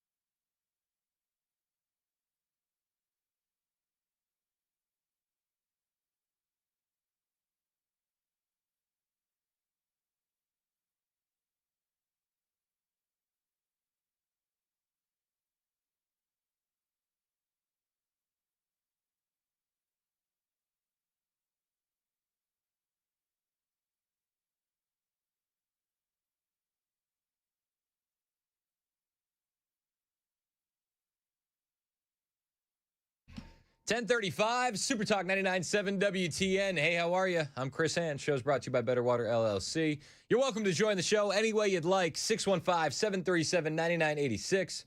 That's the number for the phone and the number for the texting. You can also jump inside the YouTube chat or the Rumble chat. YouTube's always a little bit more jumping. I think Twitch might be off the charts today. Twitch is the video game streaming platform. We've been playing Strait of Hormuz during the commercial breaks.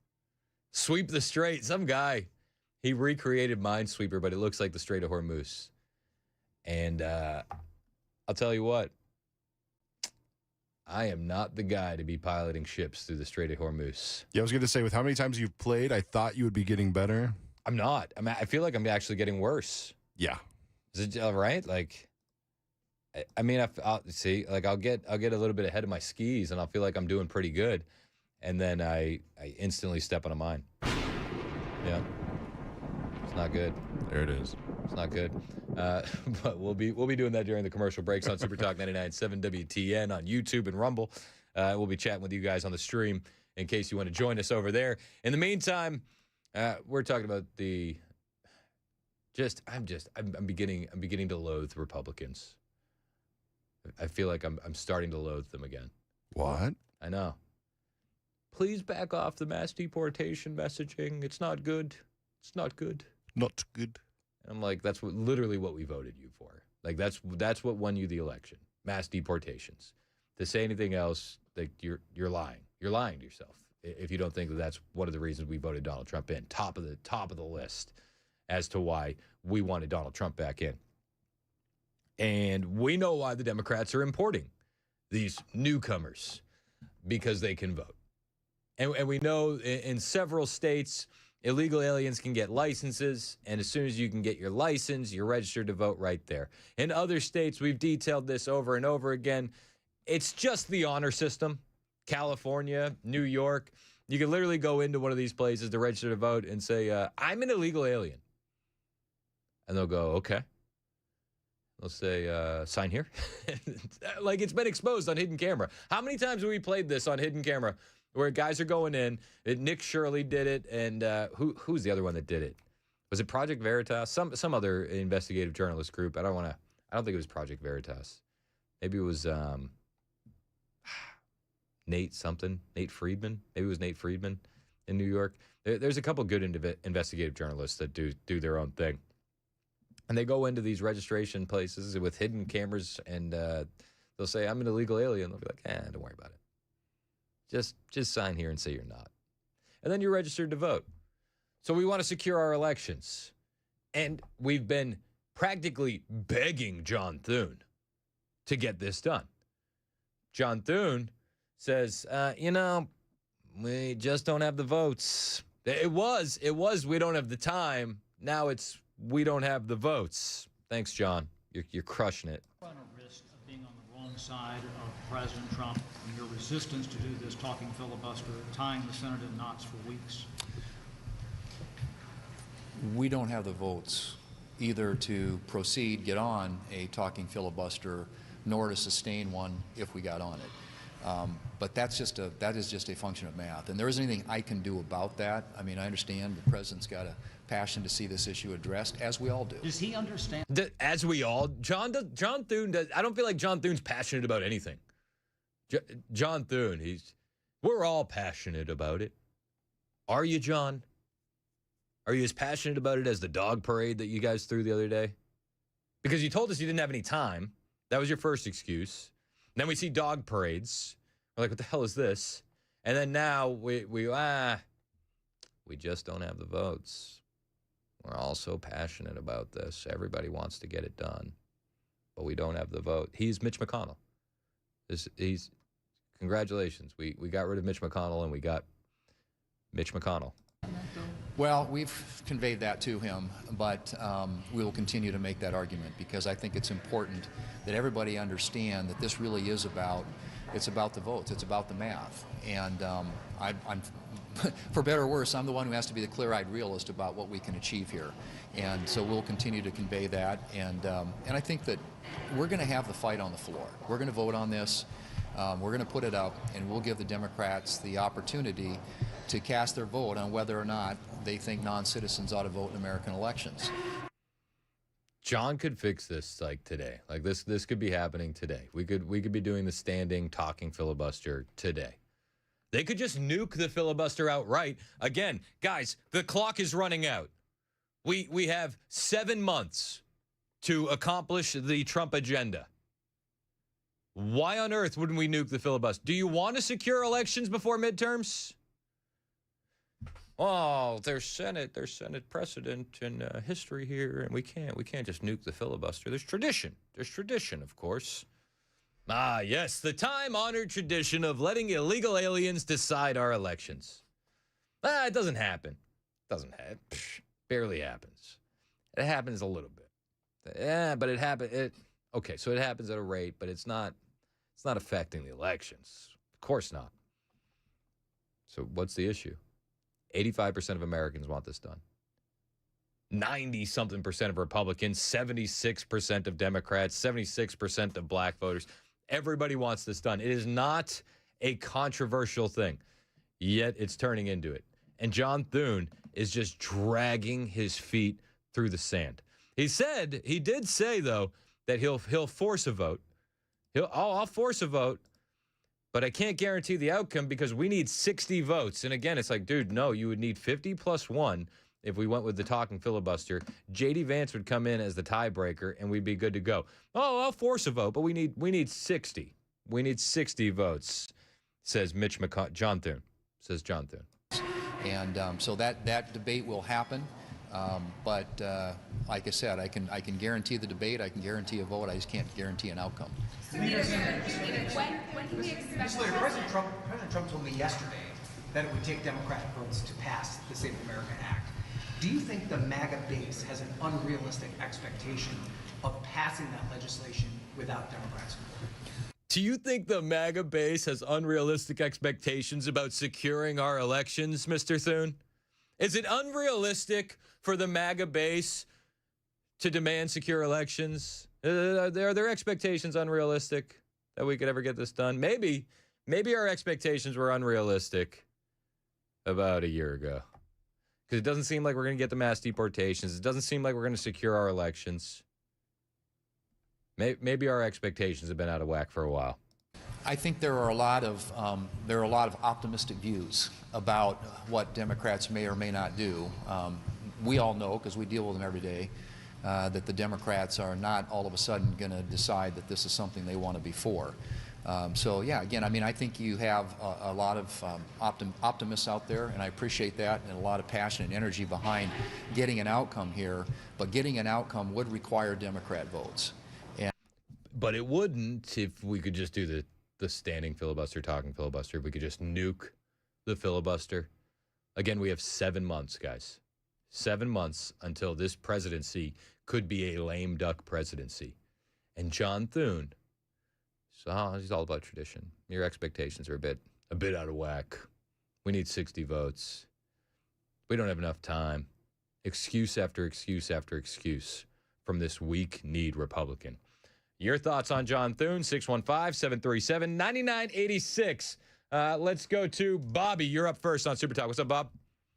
Hey, Chris. How you doing, buddy? Hey, here's the deal with you called him Mitch McConnell. Well, he is Mitch McConnell Jr. That's Representative Thune, but he's not going to do anything, man. He's just, these politicians should be hammering this thing down every day. Yep. I mean, every day, because now if he was running for re-election right now, that would be the top priority. But he's not, and he's weak, man. I don't know what to say about these people, man. I just don't know, brother. What's your input? Yeah, I'm with you. I mean, I think we might be able to hold his feet to the fire a little bit more if he was in that kind of a situation. He's not. That stinks. The memory of the American public is that of goldfish, so he knows that this isn't going to affect him down the road, much like that bipartisan border bill is barely affecting Senator Langford out of Oklahoma now. So, I mean, we'll see what happens, but it's just infuriating. We got 7 months left. And that's not hyperbole, right? Like, everybody understands that. And it seems like our guys on our side, the guy, like this is a guy on our team. It seems like he wants to run out the clock before halftime because we won the coin toss or something. I don't understand what the thought process is. Maybe he understands that if the Senate Republicans lose the majority, it's a lot easier to be tough with Democrats in power, because then you can talk a big game and nothing's going to happen. Maybe that's what he wants. I couldn't tell you. Let's go to Dale in Lewisburg. What's up, Dale? Hey, what's up, buddy? What do you got? Hey, I just want to throw this out there that if these politicians think the American people are stupid, they need to remind John Thune about all these so-called votes and figures. But I was told years ago from an older gentleman that figures lie and liars figure. Don't think the American people ain't onto that. I mean, I'm with you for a certain amount of the American people, but there's so many that barely pay attention at all. And I mean that through no fault of their own. You got busy lives, you got kids, you got activities, you got a job, you got the wife, you got the bills, you got the home improvement project, you got all this stuff going on. And then when you do decide it's time to pay attention, you're getting the headlines from the mainstream media that are spinning a narrative. So while I agree with you, the American people are smart, I just think that they're also very, very busy. Yeah, well, like I say, they just need to wake up. And these politicians, like I say, that figures lie and liars figure. I love that line. I'm gonna be stealing that, and I probably won't give you credit, Dale. All right, appreciate it. Let's go to Larry in Clarksville. Larry, how are you, sir? Hey, Chris. It's good to talk to you, man. It's been a long time. It is high time for John Buffoon to go And am I not correct that it only takes one vote to remove the speaker? I think that's the House Speaker. 'Cause that's how they got rid of Kevin McCarthy.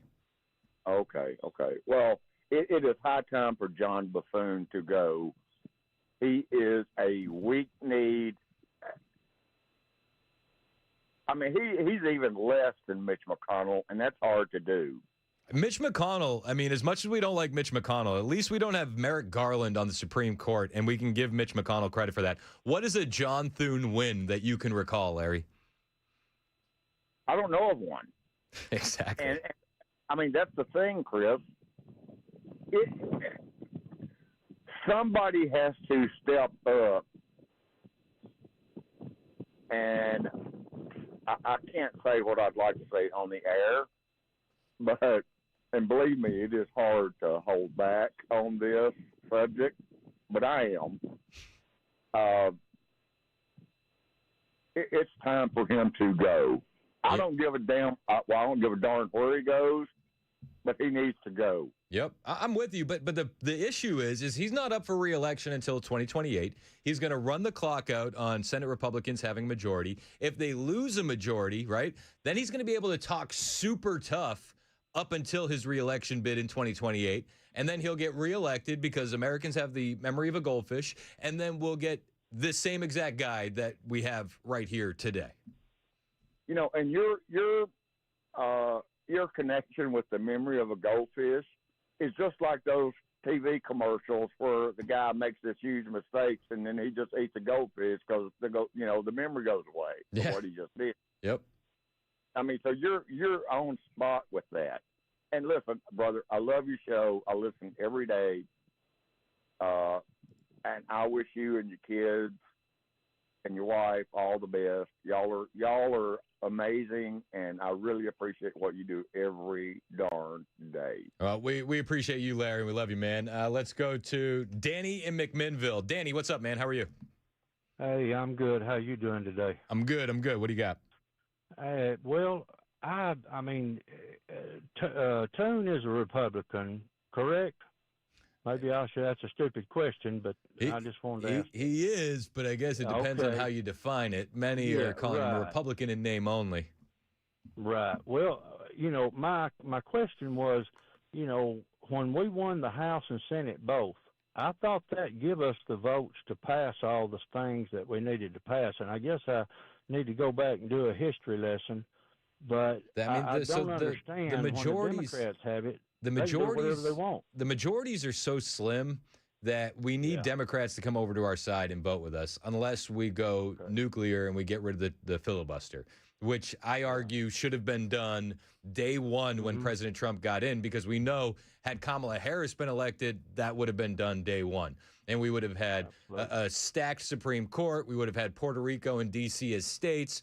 And we know this because they've told us on numerous occasions that they would do this. But we have to, as Republicans, we have to play by a higher standard of rules. The rules of engagement for us are way up here. And we're not going to get down in the dirt with the Democrats. But I'm like, guys, we have a country to save. We do, and we've got to stand strong and do something to get this figured out, because I mean, we've got to at least keep the House and Senate and just fight. I mean, I don't know what else to say. I've always had to have a ID when I voted. I'm 66, and as far as I know, everybody I thought had to have one. Yep. And all this crazy stuff they say about the ICE not being at the polls and things, that's the stupidest thing I've ever heard. You and me both, Danny. I appreciate the call. 615-737-9986. Let's go to Dale in the borough. Dale, how are you, sir? Yeah, this is Bill. Bill. Sorry about that. Yeah. What's up, Bill? Okay, pretty much what everybody's been saying. When it comes down to politics, you can't fight the bad guys with the good guy rules. Lose every time. And the John Thune being the head of the Senate is exactly why I'm not going to be voting for Marsha Blackburn. I'm not going to vote for her opponent, but I will not vote for her, because they're allowed to pick their leader in secret. They have no worries about voting for people that we know we don't want, but they don't have to show who they voted for. guarantee you he voted for, excuse me, I'm having a hard time talking. She voted for guy from Kentucky. I've lost my train of thought here. But You're saying Marsha Blackburn voted for John Thune as Senate Majority Leader. I'm thinking if she didn't, but it's a perfect example. When we don't know who our senators are voting for, they don't care who they vote for because we're not going to find out. And that thing should be really changed. And maybe they'd start voting for who we want as the head of the Senate instead of who they think they can get favors from when legislation time comes around. That's how I feel, and I can't help feeling that way. And I thank you for your time. Hey, and I thank you for yours, Bill. Appreciate the call. Call anytime. Let's go to Tom in Lynchburg. What's up, Tom? Hey, Chris. How you doing? Good, man. What do you got? Well, I was just thinking, it seems like whenever the Democrats are in control, they get everything passed that they want, and the Republicans can't stop anything. But then when the Republicans are in control, the Democrats still rule the roost. And one other thing you might help me out with, I understand that no Republican voted for Obamacare. So how did it get passed? Yeah. Thank you. Yeah, I mean, the Obamacare stuff, like, I don't know if we have time to relitigate that, but I do know we got a lot more to dig into on the Save America Act. A lot of people stepping up and speaking out. Senator Bernie Moreno confirmed 3 to 4 Republican senator holdouts who outright refused to pass the Save America Act through a talking filibuster. We'll name names when we get back. It's 10:54. This is Super Talk 99.7 WTN.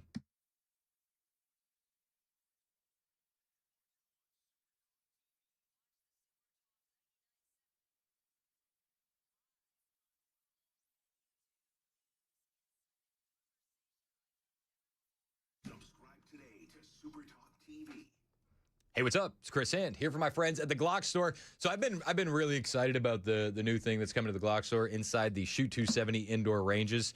I mean, they always have cool stuff. The one-on-one instruction, private shooting rooms, low light, no light, monthly home defense drills.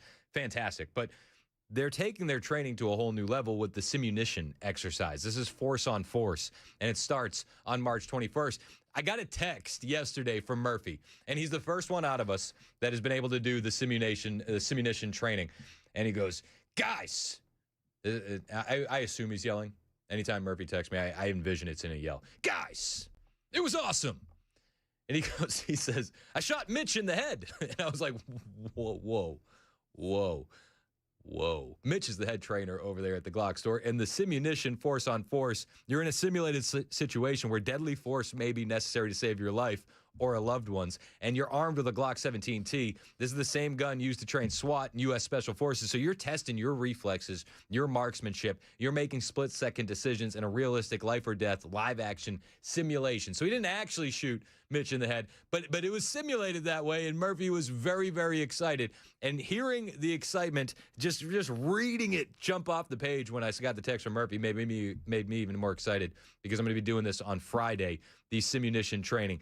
You should be doing this too. It kicks off to the public March 21st. To find out more, shoot270.com. Click on training, then classes. That's shoot270.com. Training, then classes. Slots are going really fast for that March 21st debut. Again, I'm trying it on Friday. I'll be giving you all of the details on the simunition force-on-force training only at Shoot 270, only at the Glock store.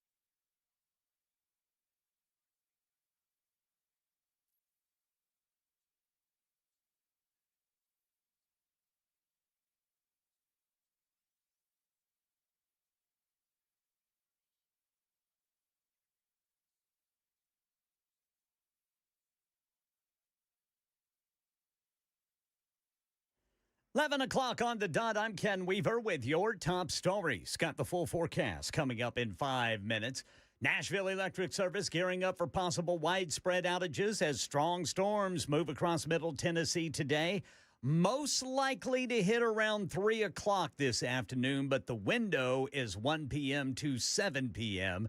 Utility crews say they're staged and ready to respond as high winds could bring down trees and power lines. 65 million people now on alert for a new storm threat following that tornado outbreak overnight in Illinois and Indiana. Severe storms and dangerous tornadoes tearing through Illinois. There it is, right there. Everybody, get in, get downstairs. In Kankakee County, residents urged to take cover before the twister moved through. It was just devastation. It reminded me of the movie Twister. Drone video capturing the magnitude of the damage. Power poles split in half, roofs blown off, and windows blown out of homes. Trailers tossed around like toys. Alex Perez says 2 deaths reported in Newton County, Indiana. Here in Tennessee, the Trousdale County Sheriff's Office says a tip about a threat of mass violence against Trousdale County High School came in last night.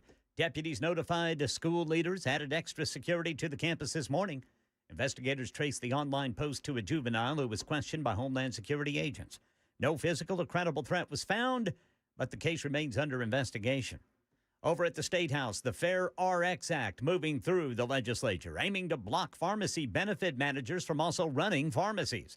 The change targets companies like CVS Health, which owns pharmacies, and a prescription benefit manager, also Aetna Insurance. CVS claims the bill would force the closure of more than 130 Tennessee stores. But bill sponsors, including Oak Ridge Republican State Rep Rick Scarborough, telling Channel 4 the company would only need to restructure, not shut down. The winds could be a problem as storms move through the Nashville area today. Also, some local veterans are losing their health care facility. That and more at 10:30 on Super Talk 99.7 WTN. Channel 4 says a state audit found CVS reimbursed affiliated pharmacies more than non-affiliated pharmacies. The company's annual revenue totals in the hundreds of billions of dollars. Metro Nashville launching a 6-month safety audit of the city's greenways this week. The effort part of Freedom Moves Greenway Walk Audit Series, created in honor of Alyssa Lockett, who was murdered while running in 2024. Alyssa's sister Abby is the executive director and says community members, Metro Council, and Metro Parks will walk different stretches twice a month to evaluate lighting, visibility, trail conditions, and access. The findings will be compiled into a report with recommendations for safety upgrades across the system. We gather as a group. We will be spending the hour. It is self-paced and self-guided, so you will have time to use this digital audit along the way. If you want to participate, you can go to wearefreetomove.org and sign up. That's the latest news. Weather's next. I'm Ken Weaver, WTN News.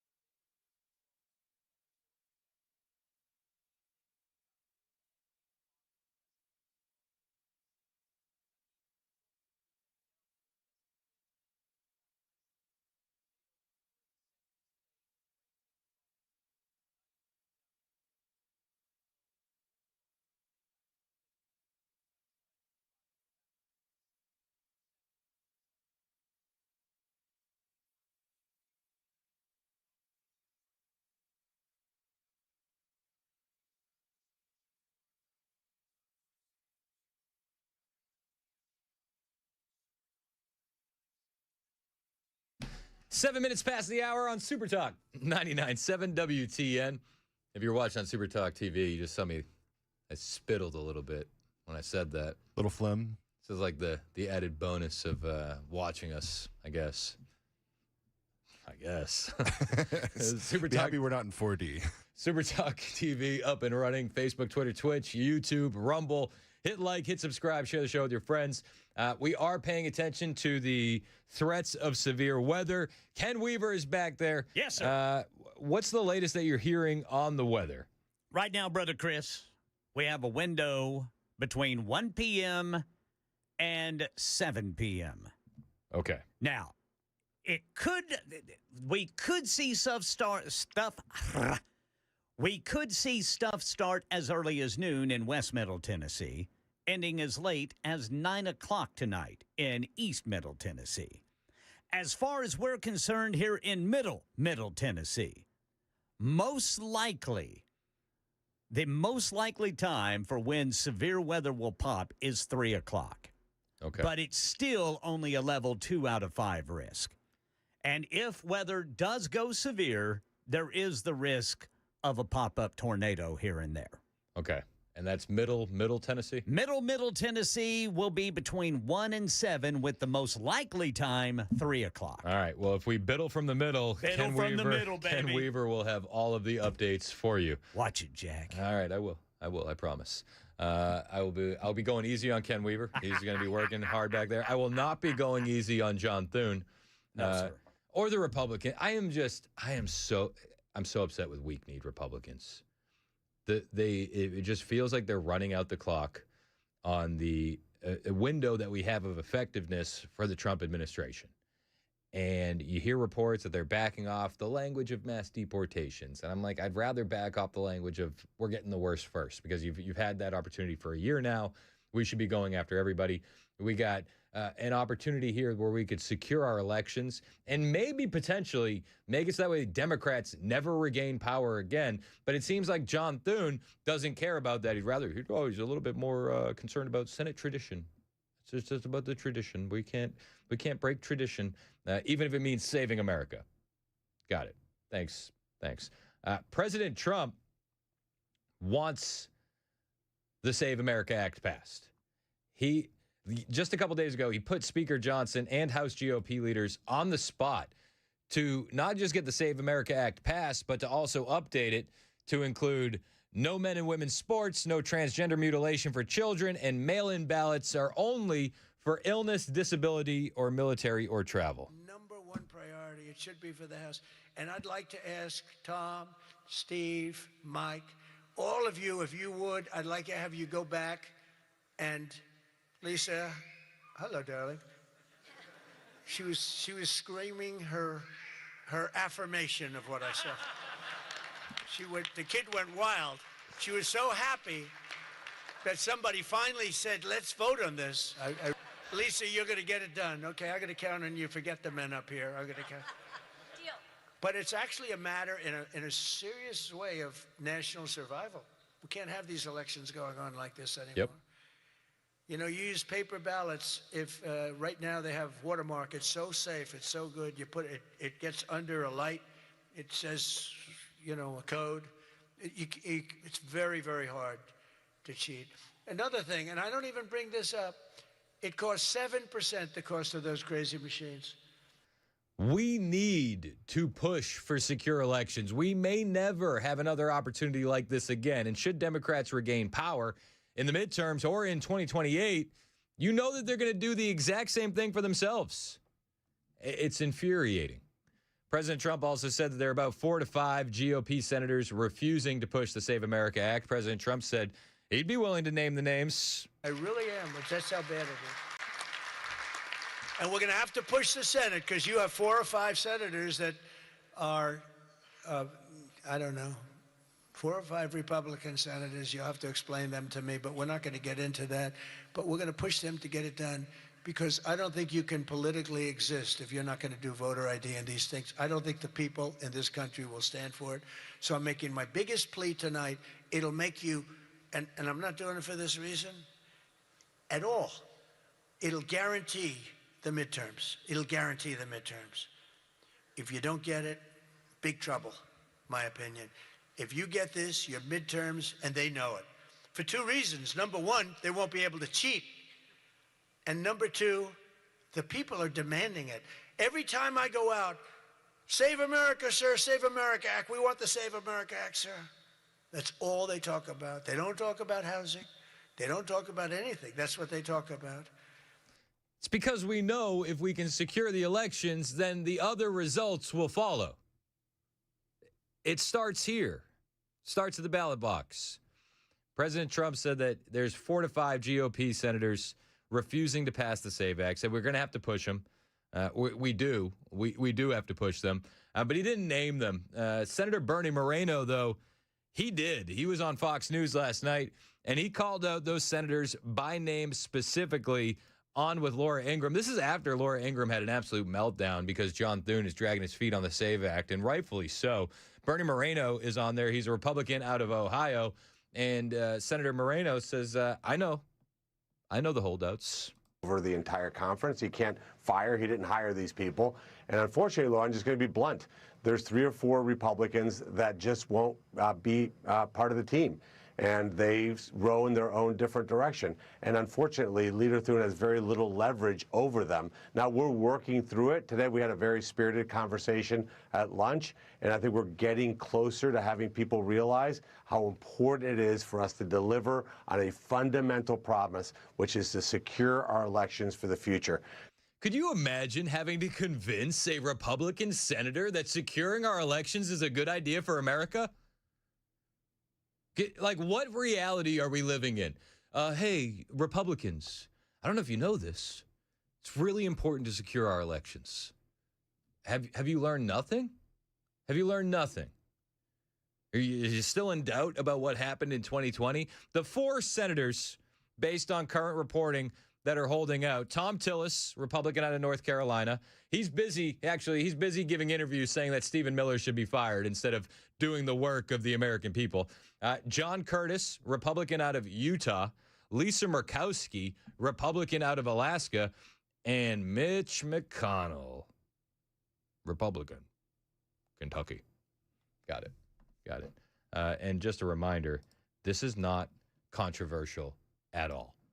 Even CNN, of all places, laid out the SAVE Act, the Save America Act, securing our elections, 80-20 issue, 90-10 issue. Okay, what's the racial breakdown on this, right? Because I think a lot of people make the argument that people of color, non-white Americans, have a harder time procuring a photo ID to vote. But even here, take a look here, favorite photo ID to vote. 85% of white people favor it, 82% of Latino, 76% of black Americans favor it. 3/4 of black Americans are in favor of Jim Crow 2.0. Oh my goodness. They had no idea. We need to tell them. This is Jim Crow 2.0. And women, if you got married, you're also not going to be able to vote. I know it's scary. Scary stuff. But this isn't controversial. This shouldn't be an issue, yet it is. It absolutely is. Senator Mike Lee, he's out of Utah as well, I believe, if I recall correctly. I'm pretty sure he's out of Utah. He's for the SAVE Act, and he called out John Thune for dragging his feet when it comes to the Save America Act. Over the last few months, tens of millions of Americans have jumped on the cause of supporting the Save America Act and using the talking filibuster to advance it. I regret that some in Washington tonight are dismissing all those who feel this way and who have weighed in as somehow paid influencers or the product of paid influencers. This is wrong. So if you're hearing this message and you agree with these objectives, please redouble your efforts. Make clear this is not the product of paid influencers. These are real Americans doing what Americans do best. Amen. John Thune, he did. He said, those opinions are really just paid influencers online. No, it's not. I'm not paid to be pro securing America's elections. I just am, because it makes total sense.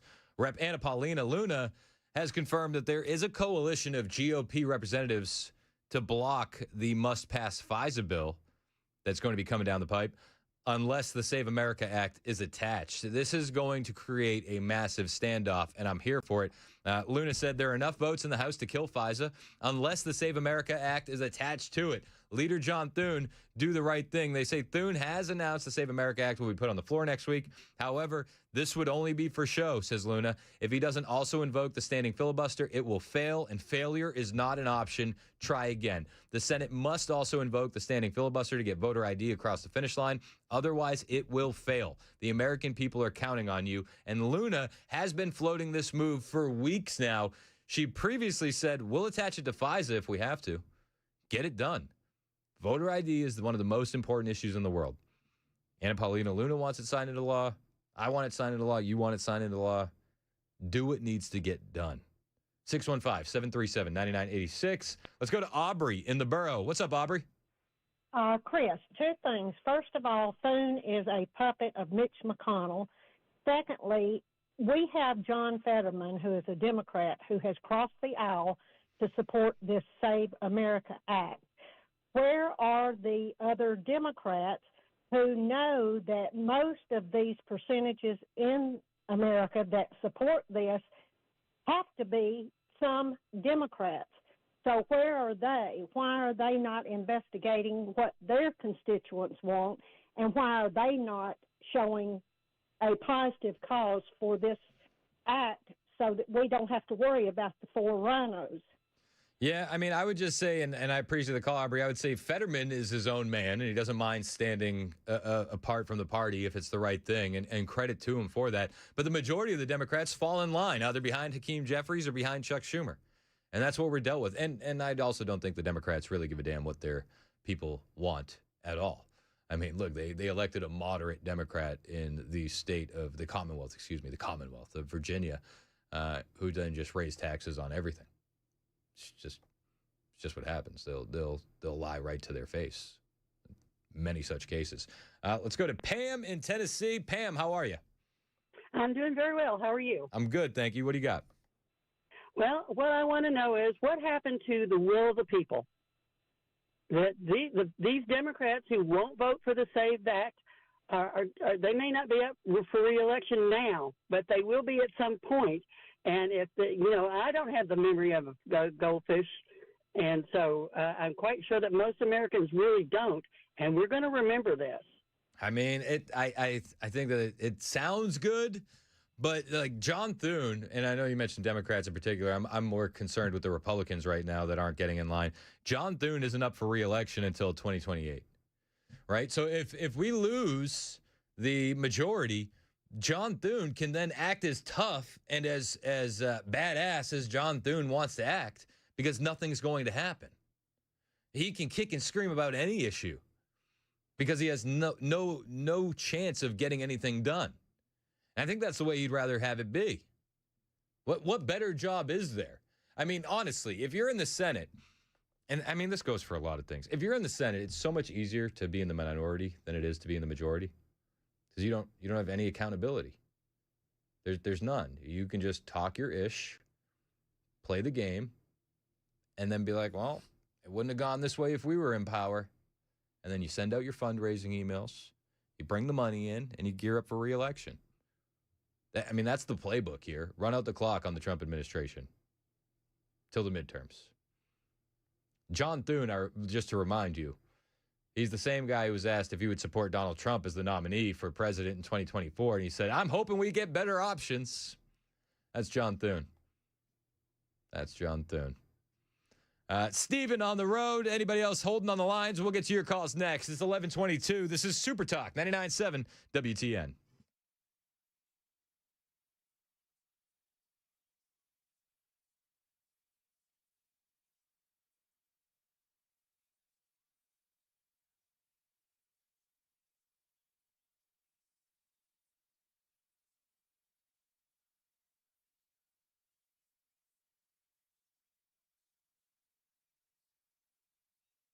Hey, what's up? It's Chris Hand here for my friend Shane Ring over at Cover Nash. You need health insurance? Of course you do. Everybody does. You want to pay an arm and a leg for it?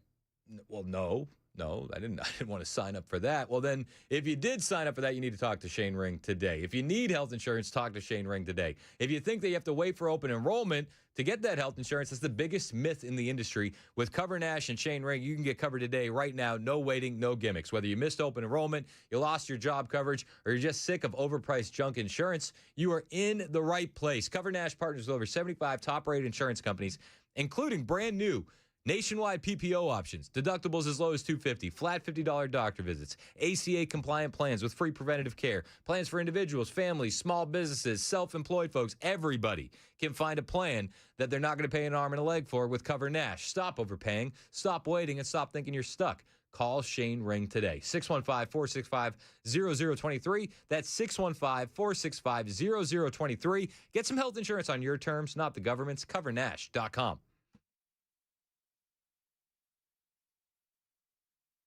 So this dude's dog wanders into the shot.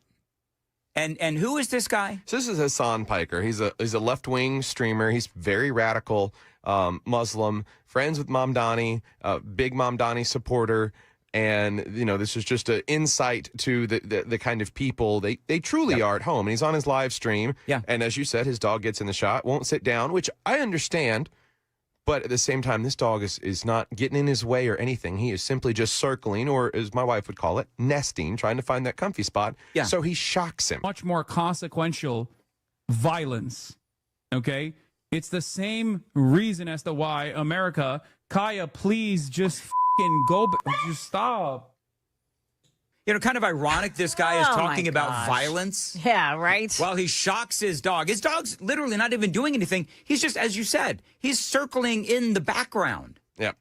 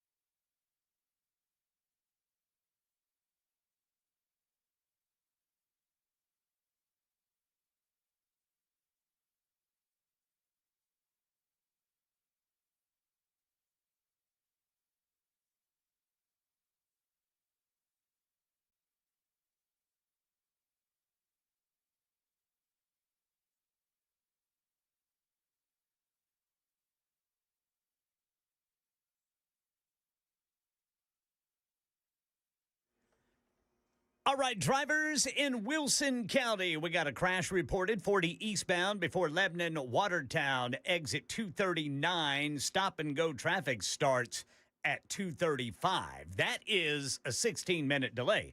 Mount Juliet, a crash reported south Mount Juliet Road northbound before Providence Way. And Tennesseans among 65 million Americans under threat of severe weather. All this and more coming up at 11:30 on Super Talk 99.7 WTN. That's Ken Weaver in the newsroom. My name is Chris Hand. Mason Fleming producing. Hey, how are you?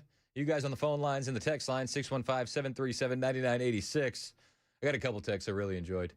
4460 texted in, said I've killed morning productivity for them because I talked about the sweep the straight game.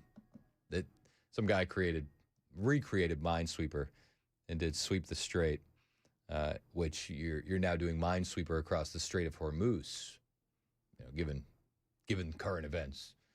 But this guy 4460 said he did pretty good, dude. Last try, he was down to 16 bombs left.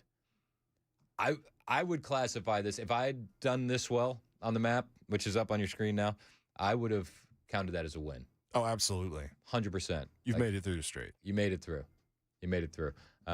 But I'm sorry about killing your productivity. If you want to be a little bit more productive, I got an idea for you. JT actually had the idea also on the text line. He said, what's John Thune's phone number? This is how we increase productivity. In case you were wondering, John Thune's phone number for his Washington, D.C. office, 202-224-2321. 202-224-2321. Be nice. Be cordial. Be cordial. We don't want to hurt any feelings. But be stern, right? Use your stern voice. But no threats. Your Howard Stern voice? Well, no. Okay, I'll just make it true. Dude, I had to use my stern voice yesterday. Oh, yeah? I said, young lady. I said, we don't do that in this house. How'd your wife take that? She handled it pretty well. Steve on the road wants to talk about mass deportation. What's up, Steven? How are you? Yep. Hey, man. I'm just, I'm on your side on this. I'm frustrated too, man. It's unbelievable that seems like with us having the majority and everything right now, we should have been Congress and the Senate. They should be passing bills every single day. There shouldn't be Amen. holdbacks or anything about that. But this whole, I think they said we're going to start changing our wording. We're not going to call it mass deportations of the language or something like that. Yep. They're backing away from that messaging. They're backing away from the message. That sounds like the political correctness that's in Washington that's calling for that, and that goes back to all the way to the end of World War II, or to the end of the Japanese Empire, the old Japanese Empire. MacArthur was told by Truman, and I think you can still read this. It was a wire that was sent to him, telling him you can't call the Japanese yellow bellies. At the end of that whole thing where the Japanese was murdering and killing and doing all their stuff, and a yellow belly was a term that came from the Wild Wild West to describe cowards because they were hiding. It had nothing to do with Japanese people. And so this is the frustration. This is the confusion of some of the people that are in Washington that's been there for a long time, and they've been trying to push this political correctness on a massive scale. That really, I think, if somebody has a problem with wording, it seems like it's a little bit of guilty conscience to me. I mean, there shouldn't be nothing holding anybody back from. And as long as Trump still has the policy in place or the executive order in place, it don't matter how we say it, we're still going to do it, right? I mean, we're not going to back away from this, hopefully. But as soon as you start saying privately, like, we should not be saying this out loud, it does give the appearance that, like, they're going to slowly back away from it altogether.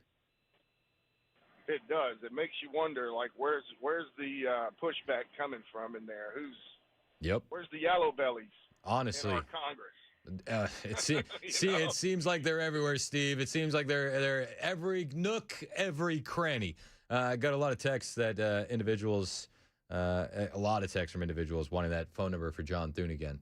Remember, be polite, but use your stern voice. 202-224-2321. 202-224-2321. If you'd like to give John Thune a polite piece of your mind. It's 11:31, Super Talk, 99.7 WTN.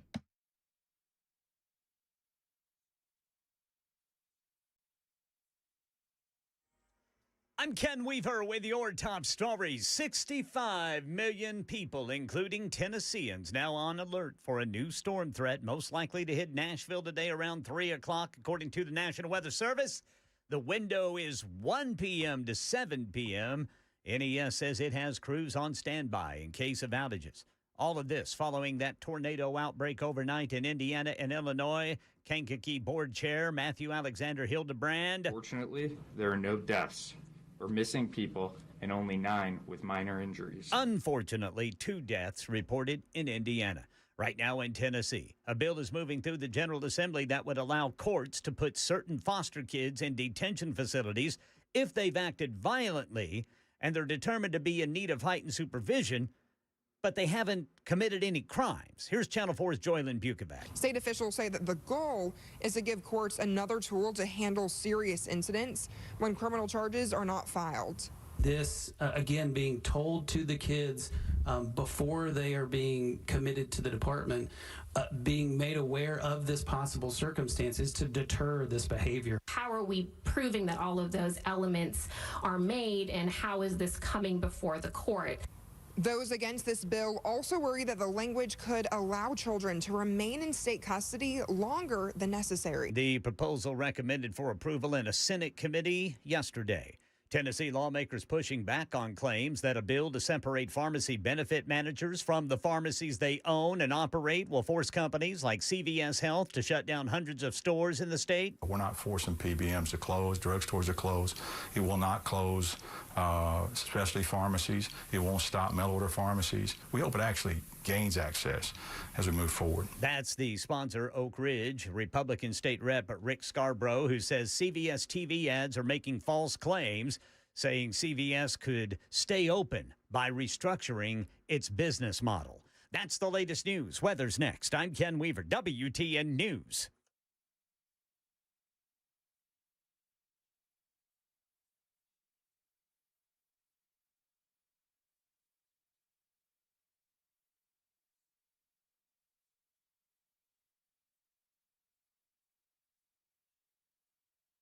Hey, what's up? It's Chris Hand for my friend Aaron Parker over at Parker Safes and Vaults in Shelbyville. And if you're storing firearms at the house, cash, gold, jewelry, passports, photo albums, here's something most people don't realize. Not all safes are going to be created equal.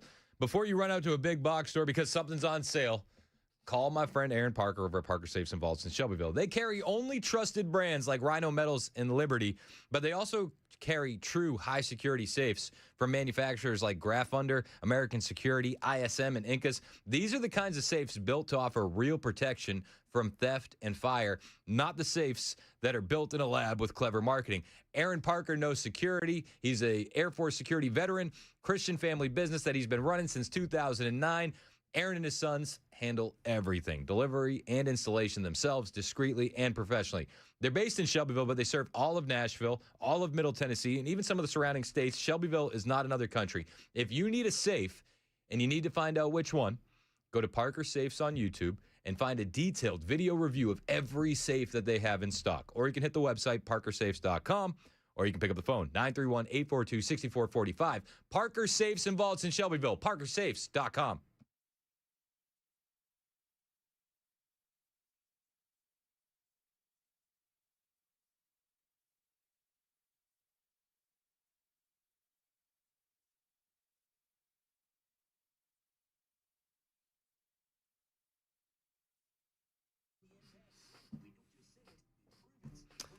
Oh, hello again. We're gonna get through the Strait this time. This is the time. I feel it. Do you feel it? Like we're gonna get through this together. You ready, Mason? You ready? Oh, off to a hot start. Okay.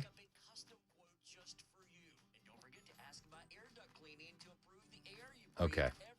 This is the time. I feel it. Okay. Okay, I'm going to do it. I'm going to do it this time. I meant this time. Golly, I am not having good luck. Dan Bongino Show. It's our movement, okay? It's ours. We built it. Hard truths. Remember, I just told you, flooding the zone with facts. Evidence is not getting to Sorry. It's obscuring. Don't accuse Sorry. me of partisan bias here. This show tries I got Dan Bongino in my ear. I don't know what infuriates me more.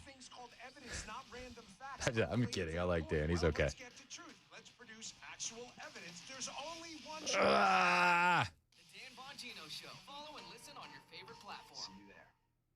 I think I feel like Dan Bongino when he realized he couldn't do anything at the FBI. I think that's how I feel when I'm going. This is like Dan Bongino trying to navigate through the FBI. That's like me trying to navigate through the Strait of Hormuz. It's not going good. It's not a good sign. Oh, no. I don't want to do that. Okay.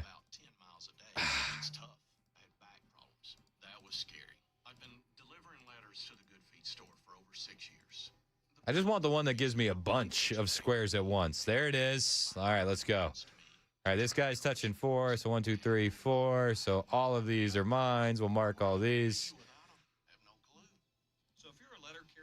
Ooh. All right. All right. That's a mine.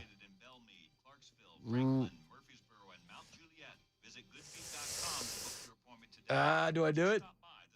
Okay. Okay. Management Weather Center. Strong to severe thunderstorms possible this afternoon. I'm WSMV4 First Alert Meteorologist. I was feeling good about that one, too. A cold front will move in today, bringing us a line of storms that will produce heavy downpours and Mason, do me a favor. Photoshop a completed map for me, and we'll present it to the audience tomorrow as me being successful. We're going to rejoin radio. We'll catch you on the other side.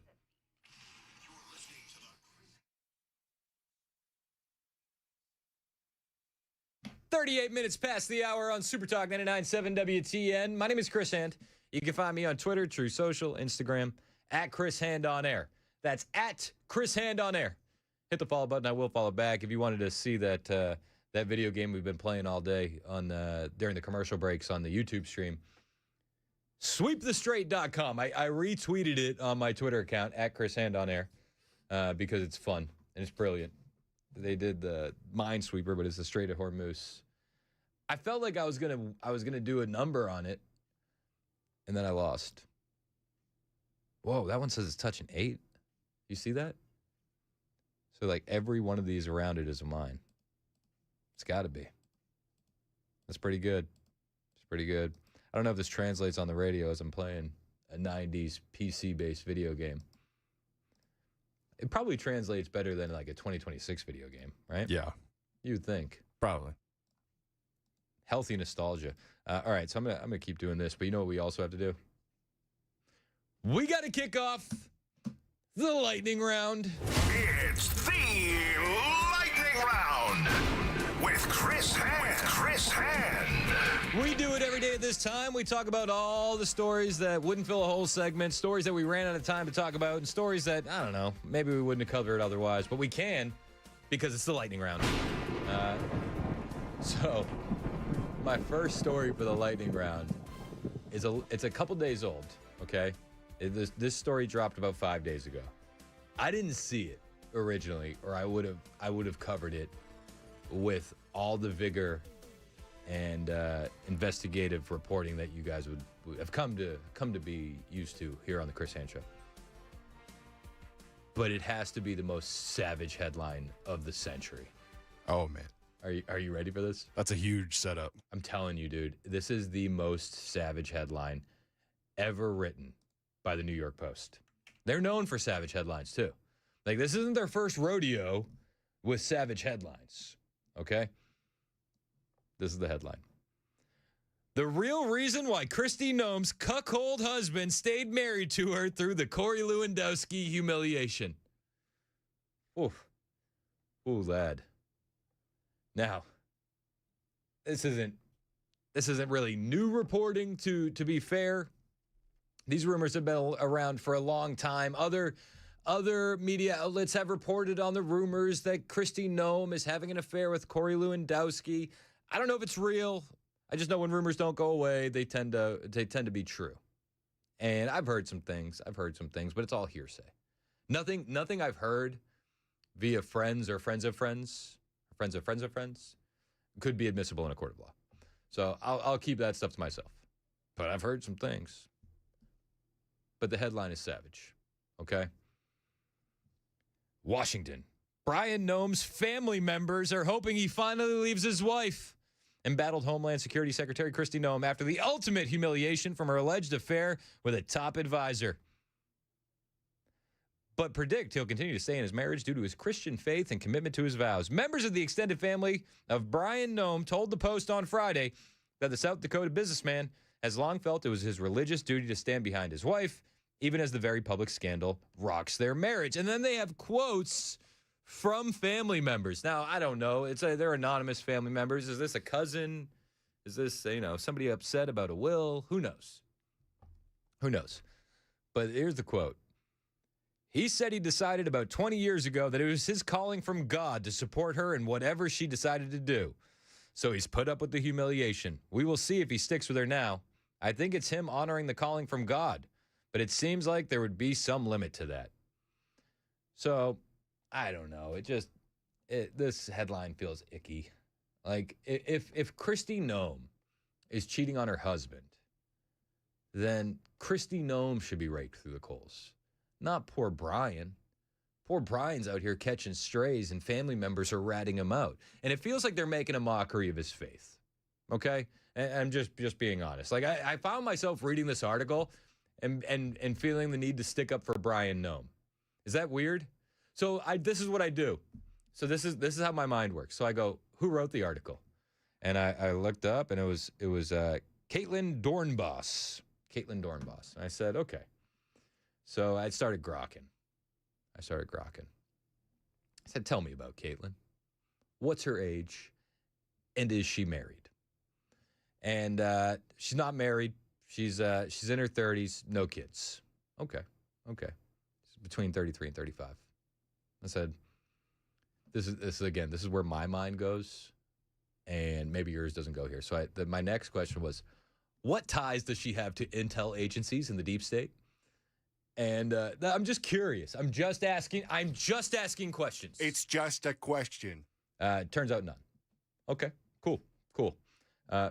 Moving on. Does she have previously documented issues with Kristi Noem? You ready for this? This is where it gets interesting. No, there are no publicly documented issues, controversies, clashes, personal, professional, between Caitlin Dornbos and Kristi Noem before 2026. However, in May of 2024, Dornbos wrote a New York Post article and tweeted about it, fact-checking claims about her upcoming book, No Going Back. Specifically, she highlighted some assertions about having met North Korean's leader, Kim Jong-un, and she followed the earlier puppy-killing controversy. And I went, oh, she's upset about the puppy killing. I decided to tug on that thread because she's not married, she doesn't have kids. I was like, is she a why-not? Is she one of the pet moms? Is that what this is? You ready? You ready for where I got? This is how my mind works. I said, there it is, childless woman, no kids, no husband. The dog's got to be her kid. Okay, so first time covering Noem is when Noem shot the dog. So my next search was, and then I spelled it wrong, and then spell check came in, and so I said, does Doorknobs have a dog? And they said, well, assuming Doorknobs is a typo, yes, she did have a dog. Okay, you ready for this? In February 2024, she posted emotionally on X. Emotionally, okay? Now, mind you, May of 2024 was the first time that she wrote about Kristi Noem, and it had to do with the dog killing controversy. So this is fresh, right? In February of 2024, she posted about her longtime dog, a constant companion for 16 years, passing away in her arms. She described holding the dog as its heart stopped, closing its eyes, and finding bittersweet closure in being present for the euthanasia. She shared photos and encouraged other pet owners to stay with their animals during such moments. That was in February of 2024. So I came to the conclusion that this woman decided to go knives out, absolute knives out for Kristi Noem and the family because Kristi Noem killed that dog. Do you think, am I jumping to conclusions? I don't know. Perhaps. I thought my reasoning was pretty fair. It may be a reach, but I could see where you're going. She's mad that Kristi Noem killed that dog. Who isn't? Well, I feel like she's much more mad about that than the affair. But the affair was just an avenue to attack her. I don't know. I'm not saying affairs are good. I'm not saying anything of that is right. I'm just like, oh, I think your motivation is the fact that she shot that dog. That's okay. People are motivated by different things. Subtle pedo support. Got another story for you here in the lightning round. This one is also hilarious. Newt Gingrich's wife, you know Newt, everybody loves Newt. She's catching a lot of heat because she keeps photoshopping photos of herself in pictures with Newt, but she doesn't Photoshop Newt. So look at the picture on the screen. It is a completely airbrushed version of Callista Gingrich as she's celebrating her birthday with her husband in Switzerland over the weekend. Newt doesn't get a touch-up at all, and it looks like somebody else just morphed and melted her face to look better. And there's like a history of this. There's another one of them, I think it's at a basketball game. And again, she's completely edited. Newt Gingrich is not edited at all. Other people have noticed this, and they're asking her to stop editing the photos. And someone in her circle needs to tell her to stop editing the photos. Somebody also said, what if she just actually looks like that? Maybe she does. I've never seen her in real life. Only on the gram, where she's heavily edited. Somebody else said, it's the picture of Newt, and it's the picture of his wife, and she's photoshopped, and it says PS3 versus PS5. Got another server for you here in the lightning round? All right. Where are we going? Oh, all right. This is a good one. Let's check in on the Texas Senate race. So the Texas Senate race on the Republican side went to a runoff. Nobody hit the 50% threshold. Wesley Hunt got around 13% of the vote. He's the odd man out. So now it's Ken Paxton versus John Cornyn. I'm of the opinion that if you voted for Wesley Hunt in the primary, you're going to be voting for Ken Paxton because clearly that's saying, I don't want John Cornyn anymore. Well, the polling seems to be supporting that as Ken Paxton leads Senator John Cornyn in the Texas U.S. Senate GOP primary by 8 points, 49-41. Also, President Trump has been caught on record saying that he is going to delay his endorsement in the Texas Senate race between Ken Paxton and John Cornyn to apply pressure on the Senate GOP to pass the Save America Act. Because we all know John Cornyn, John Thune, super best friends. I think they have those necklaces where you would put the two hearts together, and one says BFF, the other says forever. I wouldn't be surprised at all. Wouldn't shock me. It's the magnetic ones, too, so when they get close, they just clink together. Yeah. It's a beautiful thing. So if you want me to endorse your friend, you got to pass the Save America Act. On the other side of that ticket, let's check in on the Democrat nominee that beat Jasmine Crockett, James Tallarico. He's the moderate Democrat.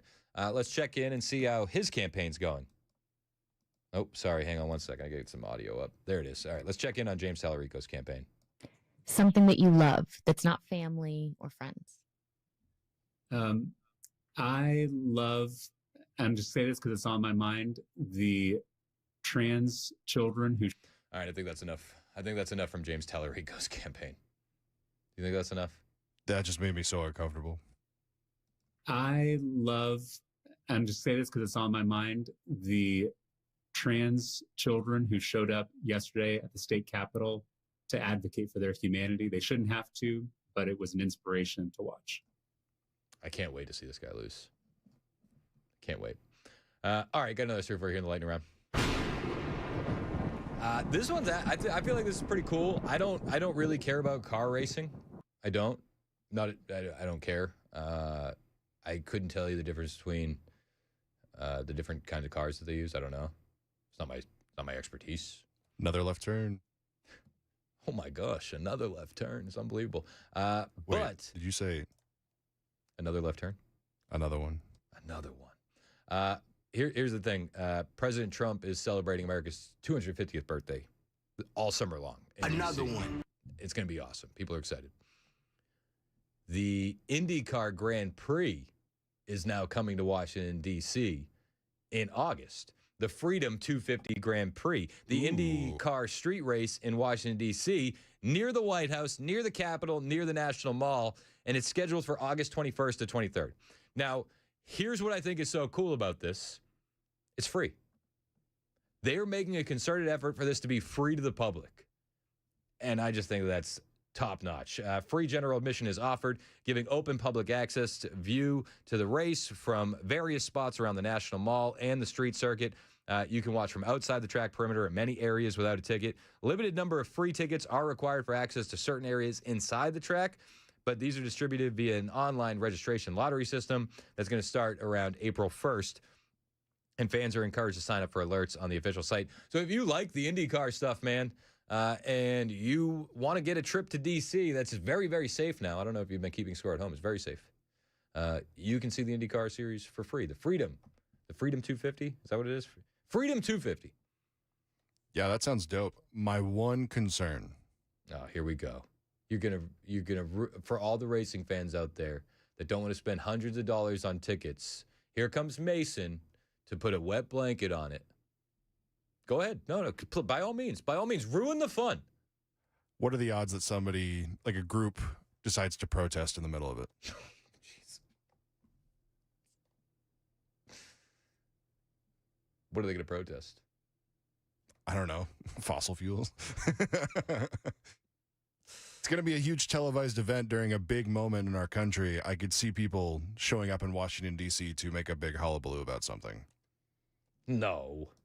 Nobody would ever show up in Washington, D.C. to make a hullabaloo about something. I'm just saying it's a possibility. Okay. There's Mason ruining the fun for you. You're not even going to be able to enjoy the free race because protesters are going to ruin it. Allegedly. Allegedly. I feel like mine was pretty close to that guy. That was pretty close. It was pretty good. Allegedly. There we go. We got one more story in the lightning round. This one, I love it. Gene Simmons. Big Gene. Gino. You think people call him Gino? I'd call him Gino. Close friends. He tells rich Hollywood celebrities preaching about politics to shut the F up. Nobody cares what you think. I know right now Ben Stiller is calling out the president saying he doesn't want him to use his movie clips for war propaganda. I mean, it sounds like a lot of people are kind of, criticizing Trump, like Hollywood right now, over this war thing. Is that fair? Over this war thing, she knows she's like trying to throw an oop for Gene Simmons to come in and then dunk on President Trump. And he doesn't take the bait. Because everybody in the world should listen to what actors and comedians say because they're so qualified. Basically, shut the f*** up. Do your art and shut up. Nobody's interested in your opinions. That includes me, who I vote for, who I like. Who the f*** do you think you are? People in America work hard for their living and they don't want to be lectured to by people who live in mansions and drive Rolls Royces. It's time for everybody in the entertainment industry to shut their pie hole and just do your art. Nobody cares what you think. I love it. Legend. Absolute boss. So I'm gonna jam to some Kiss on the way home. I'm absolutely here for it. Just in case you're keeping score at home, Kiss is now a freedom-approved band. It's 11:55. Super Talk 99.7 WTN.